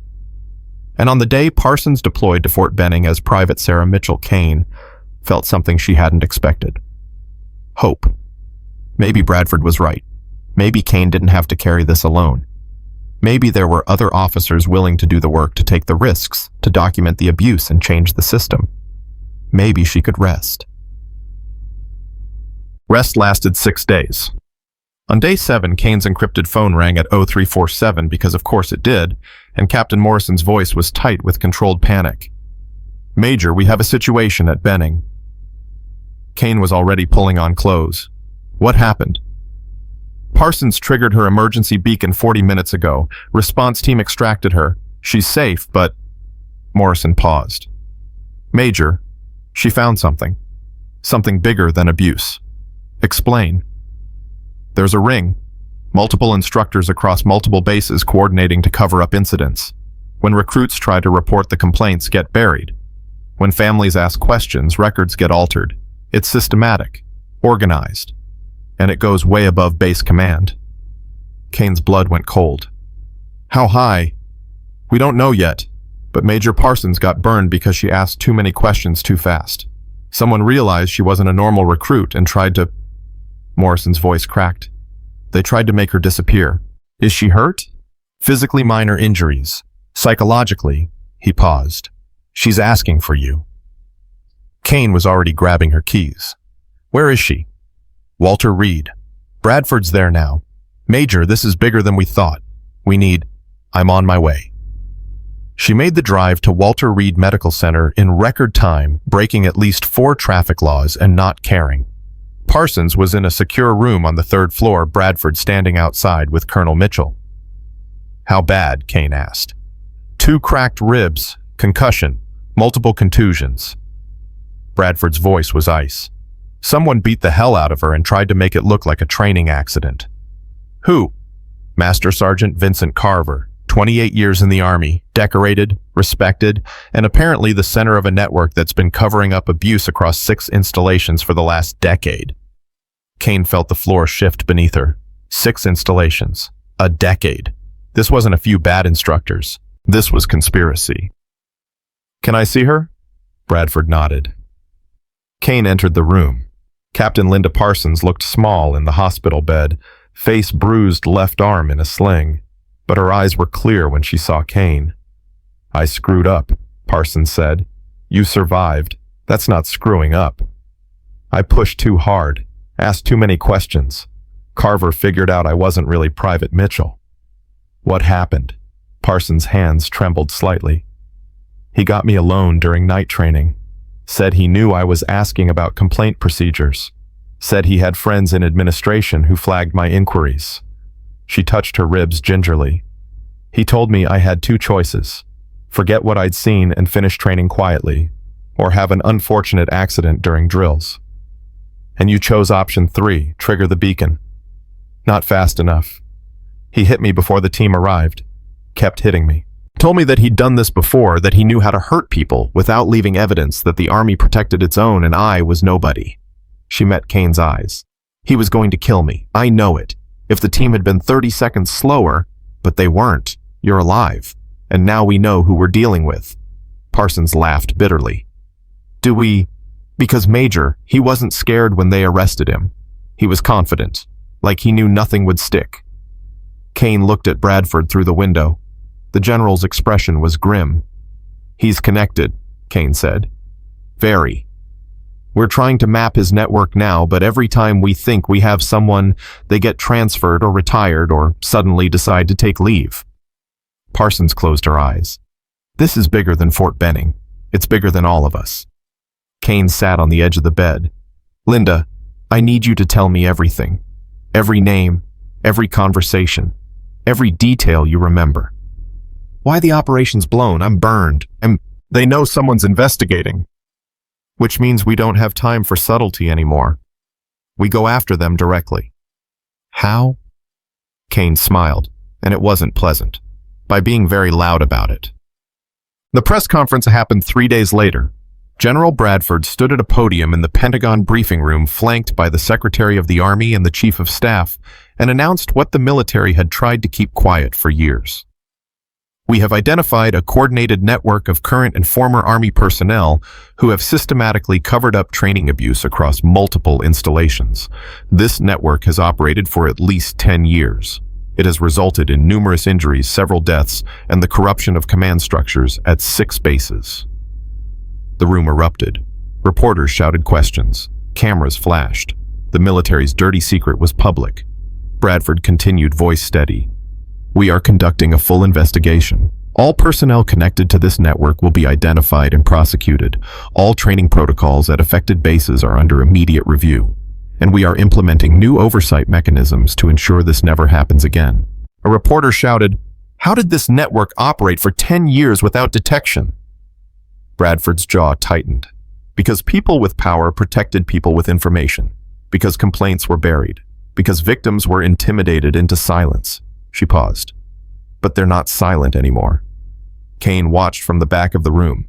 This was Bradford's moment, the general taking responsibility, promising change, putting her own reputation on the line to expose corruption.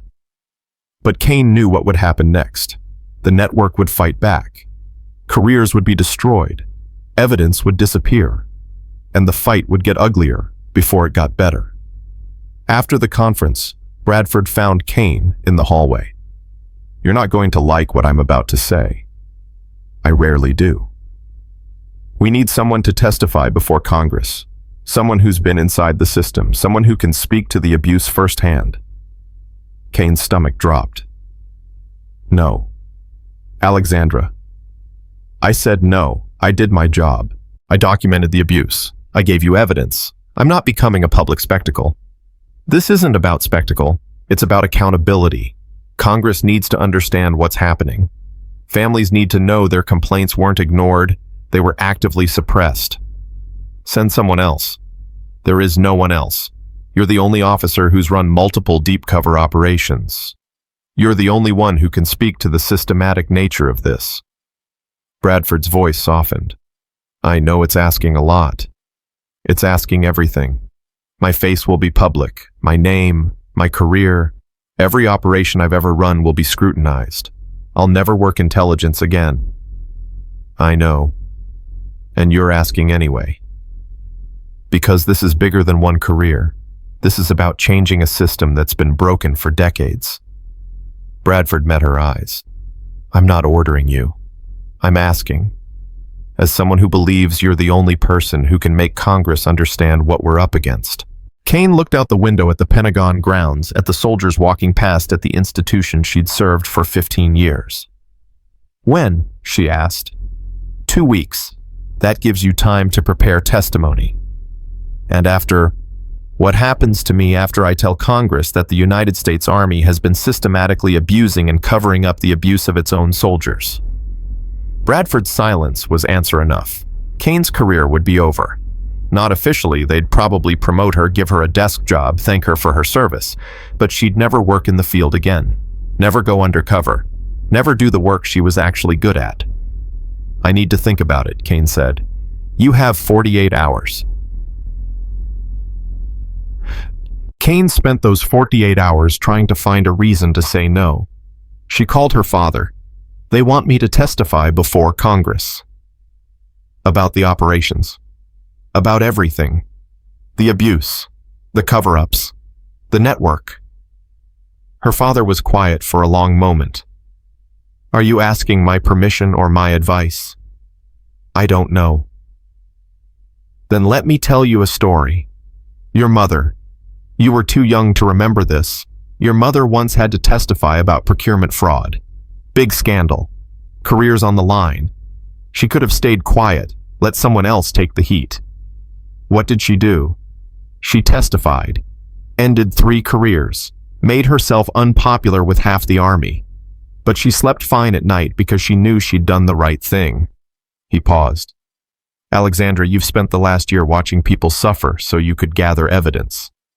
What's the point of evidence if no one hears it? It'll destroy my career. Maybe. Or maybe it'll define it. Her father's voice was gentle. Either way, you're not the kind of person who walks away when it matters. He was right. Kane had known it before she made the call. She'd known it the moment Bradford asked. She called Bradford back. I'll testify. You're sure? No, but I'll do it anyway. Thank you, Alexandra. Genuinely. Don't thank me yet. Wait until Congress is done ripping me apart. But Bradford's voice was firm. They won't. Because you're going to walk into that hearing room and tell the truth. And the truth is more powerful than any cover-up. Kane hoped she was right. Preparing testimony meant reliving every moment she'd tried to forget. She sat in a windowless office with 2 JAG attorneys and a congressional liaison going through her reports line by line, preparing for every question Congress might ask. They'll ask why you didn't intervene sooner, the liaison said. Why you let recruits suffer when you could have stopped it. Because stopping it prematurely would have blown my cover and ended the investigation before we had enough evidence. That sounds cold. It was cold. It was also necessary. Congress won't like that answer. I don't care what Congress likes. I care about telling the truth. They prepared her for hostile questions. For senators who'd defend the army. For representatives who'd accuse her of exaggerating. For the political theater of people who cared more about optics than soldiers. Remember, the liaison said, you're not on trial. You're a witness. But Kane knew better. The moment she sat down in that hearing room, she'd be defending every choice she'd made. Every moment she'd watched abuse happen, every recruit she'd let suffer for the sake of evidence. And some part of her would be on trial. The part that wondered if she'd done the right thing. The part that heard Private Chen crying and hadn't stopped it. The part that watched Private Santos hold a razor blade and thought just 5 more minutes, just enough time to document this. The night before the hearing, Kane couldn't sleep. At 03:47, she gave up trying and went for a run. The streets of Washington were empty and cold, and her breath made clouds in the air, and her legs burned in a way that felt clean and simple and real. She ran past the monuments, past the sleeping city, past all the symbols of the country she'd served, and the institution that had asked her to destroy herself for evidence. And somewhere around mile 7, she made peace with it. Tomorrow, she'd walk into Congress and tell them everything. She'd describe watching recruits break. She'd explain the calculations she'd made. She'd defend the operations while acknowledging their cost. And when it was over, her career would be different. Maybe finished. Maybe transformed into something else. But she'd sleep at night, because she'd told the truth. And in the end, that was the only thing that mattered. She ran back to her apartment as the sun rose over Washington, showered, put on her dress uniform, and prepared to do the hardest thing she'd ever done. Not going undercover, not documenting abuse, not watching recruits suffer, but standing in front of the country and admitting that she'd done all of it and believing it had been worth it. The hearing started at 0900. Kane walked into the room in her dress uniform, medals, polished, jaw set, and took her seat at the witness table. Behind her, the gallery was full. Military families, veterans, reporters, people who'd read about the ghost major and wanted to see if she was real. In the front row, she saw Bradford, Colonel Mitchell, Captain Parsons in civilian clothes, ribs still healing, and in the back, wearing civilian clothes and trying not to be noticed, her father. The committee chairman banged his gavel. This hearing will come to order. Major Alexandra Kane, please raise your right hand. She raised her hand and swore to tell the truth. And then she did. For 4 hours she testified. About Fort Meridian, about Fort Jackson, about the network of instructors who'd turned training into torture, about the recruits who'd suffered while she watched, about the choice between immediate intervention and long-term change. Senators asked hard questions.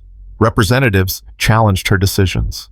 But Kane answered every question, honestly defending nothing, except the principle that had guided her through 2 deep cover operations.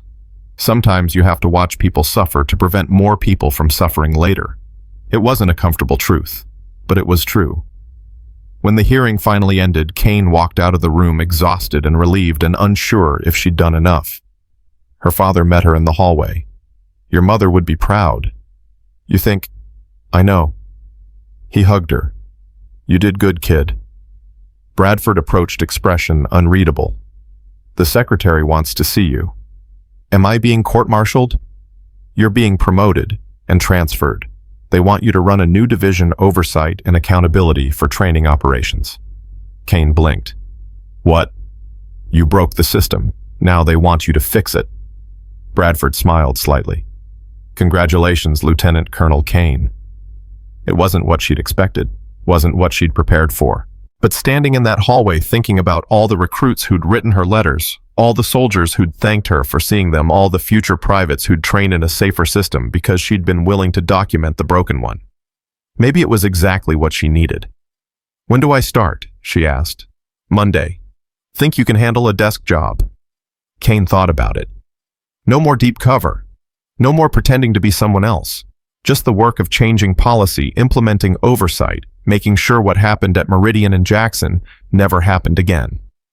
I can handle it, she said. And for the first time in a year, she believed it. The desk job lasted 3 weeks before Kane realized she'd made a terrible mistake. Not because the work wasn't important. Training oversight and accountability was exactly what the Army needed. New protocols, mandatory reporting systems, instructor evaluations, psychological screening. She was writing policy that would protect thousands of future soldiers, but she was dying inside. Every morning she woke at 03:47, out of habit went to an office with fluorescent lights and stale air, and spent 8 hours reviewing reports. Other people wrote about problems other people were solving. She attended meetings, she edited documents, she signed off on implementations, and she felt absolutely nothing. You're miserable, Dr. Mendez observed during their session. I'm fine. Alexandra, you've lost 12 pounds in 3 weeks. You look like you haven't slept in days, and yesterday you fell asleep during a budget meeting. The budget meeting was boring. Everything is boring to you now, because you're not doing what you're good at. Kane rubbed her face. I'm doing important work. Policy matters. Oversight matters. Yes, and you hate it. That's not relevant. It's completely relevant. You spent a year learning to be someone else because field work made sense to you. Action made sense. Direct intervention made sense. Mendez leaned forward. Alexandra, you're not a policy person. You're an operator, and you're trying to force yourself into a role that's killing you. I can't go back undercover. Congress knows my face. Every instructor in the Army knows my name. I'm burned. Then find something else.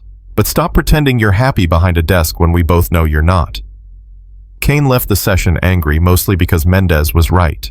She walked back to her office past corridors of people doing important administrative work, past conference rooms full of meetings about meetings, past the slow machinery of institutional change that happened one memo at a time. Her phone buzzed. Text from Captain Parsons, who'd recovered from Fort Benning and was back on light duty. Heard you're destroying it in the policy game. Coffee.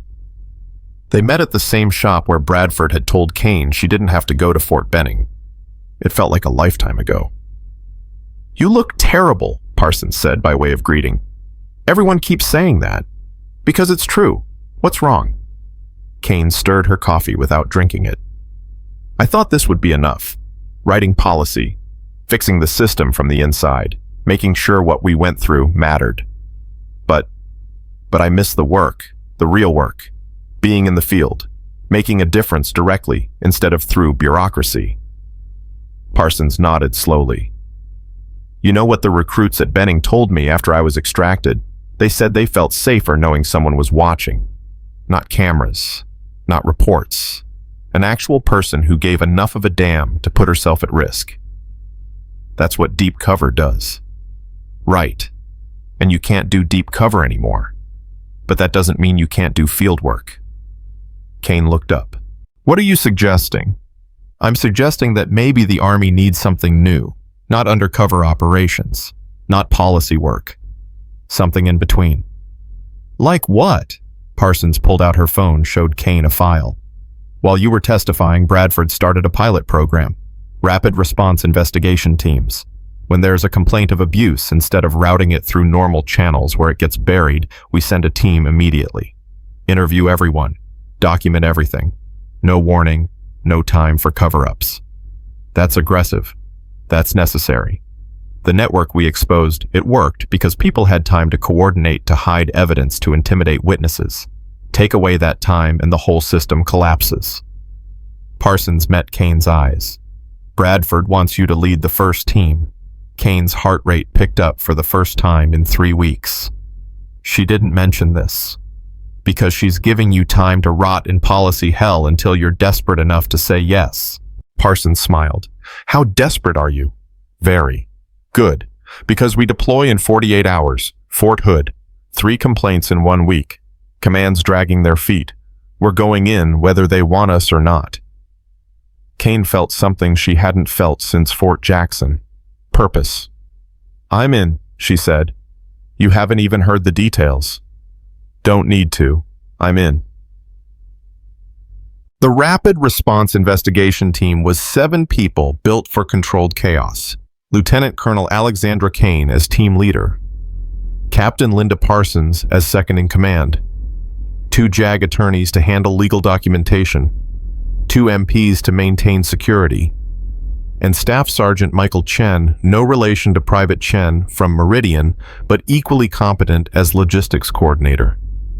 They flew to Fort Hood on a military transport, reviewed files during the flight, and hit the ground already moving. The complaints were specific. Staff Sergeant James Rivera had allegedly punched a recruit during combatives training. Sergeant First Class Dana White had allegedly thrown a recruit's personal belongings in the trash as punishment.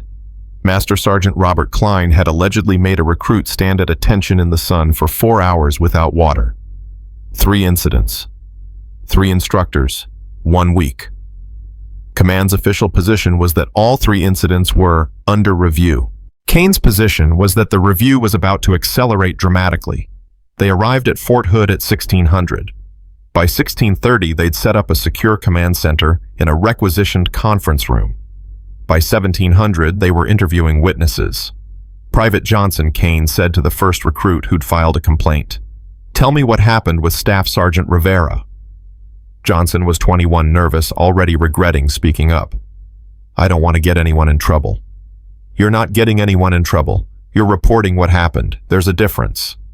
Rivera said if I couldn't take a hit during training, I couldn't handle combat. Did he hit you during training? Johnson hesitated. Yes, ma'am. Where? In the face. Closed fist. I tried to block, but he hit me anyway. Did anyone witness this? 40 recruits, but they won't talk. They're too scared. Parsons made notes while Kane asked the next question. Scared of what? Rivera has friends. Other instructors. They protect each other. If you complain, you get recycled or washed out or suddenly fail everything until you quit. The network again. Smaller than Fort Bennings, but using the same playbook. Private Johnson, Kane said carefully. I need you to understand something. This team exists because the old system failed. We don't route complaints through command. We don't give instructors time to coordinate. We investigate immediately and thoroughly. But I need witnesses willing to testify. What if they retaliate? They won't get the chance. By tomorrow, everyone involved in these incidents will be suspended pending investigation. Johnson's eyes widened. You can do that. We just did. Now I need names. Everyone who saw Rivera hit you. Everyone who's been hit by him or anyone else. Every instructor who told you to stay quiet. Johnson took a breath, then started talking. By 2100, Kane's team had interviewed 12 witnesses and identified 6 instructors involved in systematic abuse. Rivera, White, and Klein were the visible offenders. 3 others, including the unit coordinator who dismissed complaints, enabled them. At 0600 the next morning, Kane walked into Fort Hood's command center with her team and a warrant signed by a federal judge. Colonel Thomas Brenner, Fort Hood's training commander, looked up from his coffee with irritation. Lieutenant Colonel Kane, this is irregular. Yes, sir. So is ignoring abuse complaints for 3 months. Brenner's face hardened. Those complaints are under review. Not anymore. As of 0600, Staff Sergeant Rivera, Sergeant First Class White, and Master Sergeant Klein are suspended from duty pending investigation. 3 additional NCOs are being questioned, and your unit coordinator is being relieved for failure to properly document complaints. You can't just... Kane dropped the warrant on his desk. Federal authorization, signed 6 hours ago. We can and we are. This is going to cause problems. Good. Maybe the problems will make people pay attention. Brenner stood up, trying to use his height as intimidation. Kane didn't move. Colonel, she said quietly, you had 3 months to handle this internally. You chose not to. Now it's my problem, and I handle problems differently. By 0900, all 6 instructors were in custody. By 1200, Kane's team had documented enough evidence for court-martial proceedings. By 1600, Fort Hood's training operations were under complete overhaul. It was the fastest investigation Kane had ever run, and the most satisfying. That night, Private Johnson approached her as the team was packing up. Ma'am, I just wanted to say thank you. You're the one who filed the complaint. That took courage. I didn't think anyone would listen. Someone's always listening now. That's the point. Johnson nodded, then said something that made Kane's chest tighten. My sister's at Fort Benning. She said you were the ghost major, the one who went undercover. That's me. She said you got hurt so other people wouldn't. That true? Kane touched her lip unconsciously. The split long healed, but the memory sharp. Something like that. Well, thank you for caring enough to get hurt. After Johnson left, Parsons found Kane standing alone in the conference room. You okay? Yeah, just thinking. About how this is what I should have been doing all along. Not hiding, not watching, just responding. Bradford knew that.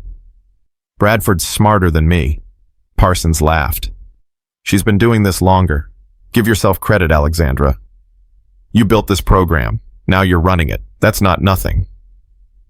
Kane looked at the files on the table. 6 careers ending, dozens of recruits protected another base forced to change. Parsons was right. This mattered. Maybe even more than deep cover. The rapid response investigation teams became permanent 6 months later. After Fort Hood, Kane's team hit 8 more bases. They investigated 47 instructors. 23 were court-martialed. 15 were dishonorably discharged. 9 were criminally prosecuted. And training abuse reports dropped by 67%. Not because abuse stopped overnight, but because soldiers knew someone would respond. Fast, thoroughly, without mercy. The Ghost Major became the rapid response commander, and her reputation preceded her. Instructors who might have crossed lines didn't. Command structures that might have ignored complaints didn't. The threat of Kane's team showing up unannounced was enough to change behavior. It wasn't perfect, but it was progress. 1 year after Fort Hood, Kane stood in General Bradford's office receiving her promotion to full colonel. You've changed the Army, Bradford said, pinning the new rank insignia on Kane's uniform. We changed it. You authorized the program. I authorized it because you proved it was necessary. You went undercover twice, testified before Congress, and built an investigation system that actually works. That's legacy-level work, Alexandra. Kane looked at the silver eagles on her shoulders. Full colonel. She'd never thought she'd make it this far. What's next? She asked. Bradford smiled. Expansion. We're creating rapid response teams at every major installation. You'll oversee them all, train the teams, set the standards. Make sure what you built doesn't get corrupted or politicized. That's a lot of responsibility. You've been carrying responsibility since you let Voss hit you. This is just making it official. Kane thought about that day at Fort Meridian. The punch, the blood, the 4 colonels arriving to end Voss's career. It felt like a lifetime ago, but the lesson remained. One moment of standing up could change everything. I'll do it, Kane said. I know you will. I know you. 2 years after Fort Meridian, Kane received an invitation to a ceremony she didn't expect. Fort Meridian Training Center was dedicating a new facility, the Kane Leadership Institute, a building specifically designed to train instructors in ethical leadership, proper training protocols, and accountability. They'd named it after her. Kane stood at the ceremony in her dress uniform, surrounded by officers and recruits and families of soldiers who'd been helped by the changes she'd initiated. The Secretary of the Army gave a speech about transformation and leadership and the courage to challenge broken systems. But Kane's attention was on the back of the crowd, where she saw familiar faces. Private Chen, Now Sergeant Chen, stationed in Germany but back for this. Private Williams, now in advanced training. Private Taylor Rodriguez Gomez. All of them grown promoted, thriving. And standing slightly apart, Master Sergeant Jessica Reeves, who'd been the crying private at Fort Jackson and was now an instructor herself. After the ceremony, they found Kane. "Ma'am," Chen said formally, then broke protocol and hugged her. "Thank you for everything." Williams shook her hand. "You changed our lives. You changed your own lives, I just documented it." "You did more than document," Reeves said quietly. "You showed us that speaking up matters, that the system can change if enough people care." Kane looked at them, these soldiers she'd watched suffer, who'd written her letters, who'd become the reason she'd kept going when the work felt impossible. "You make it worth it," she said. "All of you." As the ceremony ended and people dispersed, Kane walked to the training field where Voss had struck her. The same sand, the same sun. But everything else was different. New instructors supervised drills with patience instead of rage. Recruits trained hard but safely. Oversight cameras monitored every field. Anonymous reporting systems hummed in the background. The system had changed. Not perfectly, not completely, but measurably. Her phone buzzed. Text from her father. "Watch the ceremony online. Your mother would have been proud." "Hell, I'm proud. You did good, kid." Kane smiled and typed back, "Thanks, Dad. Couldn't have done it without your stories. You did it because you're exactly who she was. Stubborn, principled, and too damn brave for your own good." She pocketed her phone and stood alone on the training field as the sun began setting over Nevada. Around her, Fort Meridian continued its daily operations, but safer now, better now, changed by the ripple effects of one intelligence officer who'd been willing to take a punch to prove the system was broken. Colonel Alexandra Kane had started as someone trying to save soldiers. She'd become someone who'd saved the institution itself. Derek Voss was somewhere in civilian life, now dishonorably discharged. Career destroyed living, with the consequences of 6 seconds of violence. Staff Sergeant Cole was serving his sentence in military prison. Master Sergeant Carver and his network had been dismantled, prosecuted, and removed from service. And across the United States Army, thousands of recruits trained in facilities that bore the marks of Kane's work, better oversight, stronger protections, leadership built on integrity instead of intimidation. Dr. Mendez had been right about one thing. Deep cover had cost Kane something. She still woke at 0347. She still had dreams about recruits she couldn't save fast enough. She still carried the weight of every moment she'd watched abuse happen while gathering evidence. But she also carried the letters. Hundreds of them now, from soldiers thanking her, from families who'd gotten justice, from commanders who'd embraced the new systems, from recruits who trained safely because she'd been willing to train dangerously first. The cost had been high.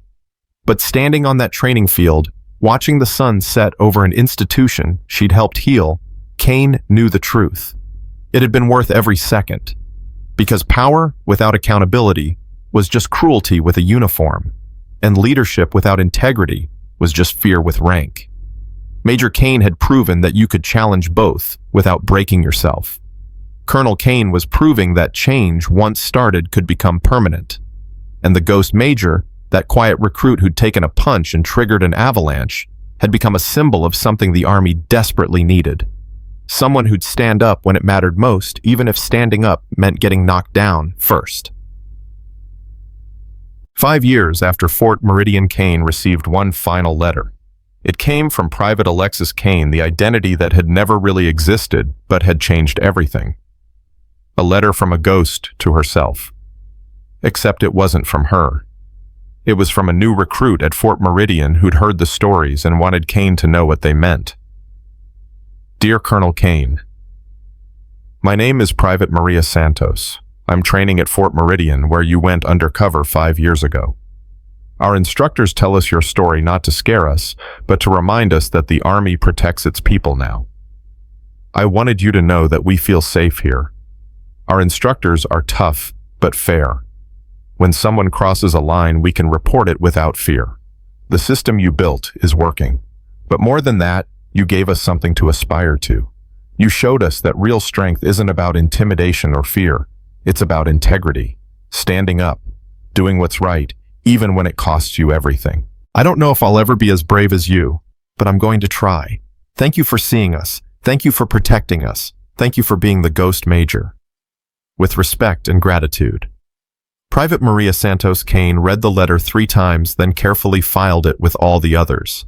She thought about writing back, about explaining that she wasn't particularly brave, just stubborn, that she'd made mistakes and carried regrets, that some nights she still wondered if she'd done enough.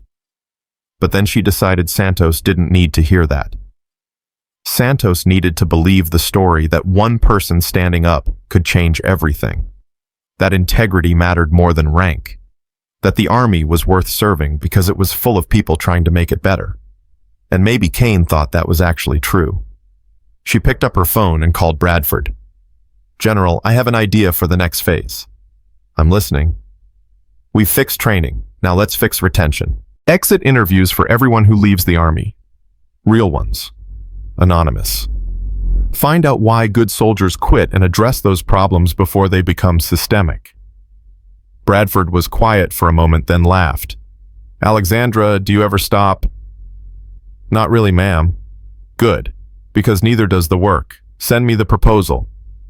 Kane hung up and returned to her desk, where files waited for review, where problems needed solving, where the institutional change she'd started 5 years ago continued one day at a time.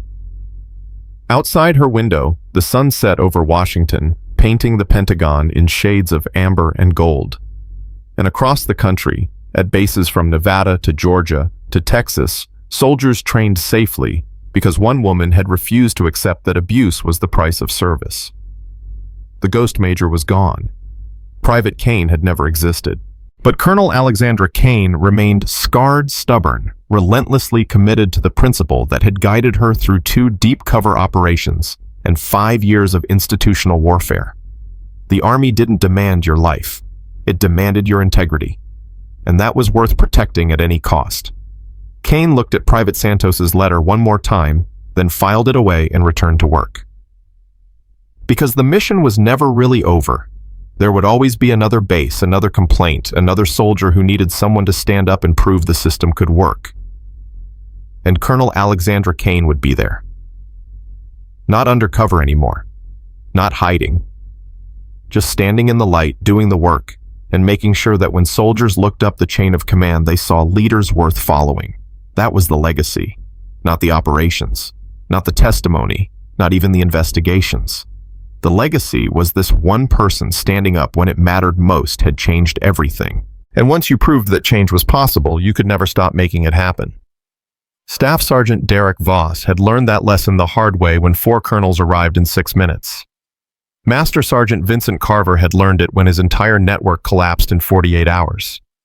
Every instructor who'd crossed a line had learned that the Ghost Major wasn't a person, she was a promise. Touch a soldier under your command and the system would respond. Fast, thoroughly, without mercy.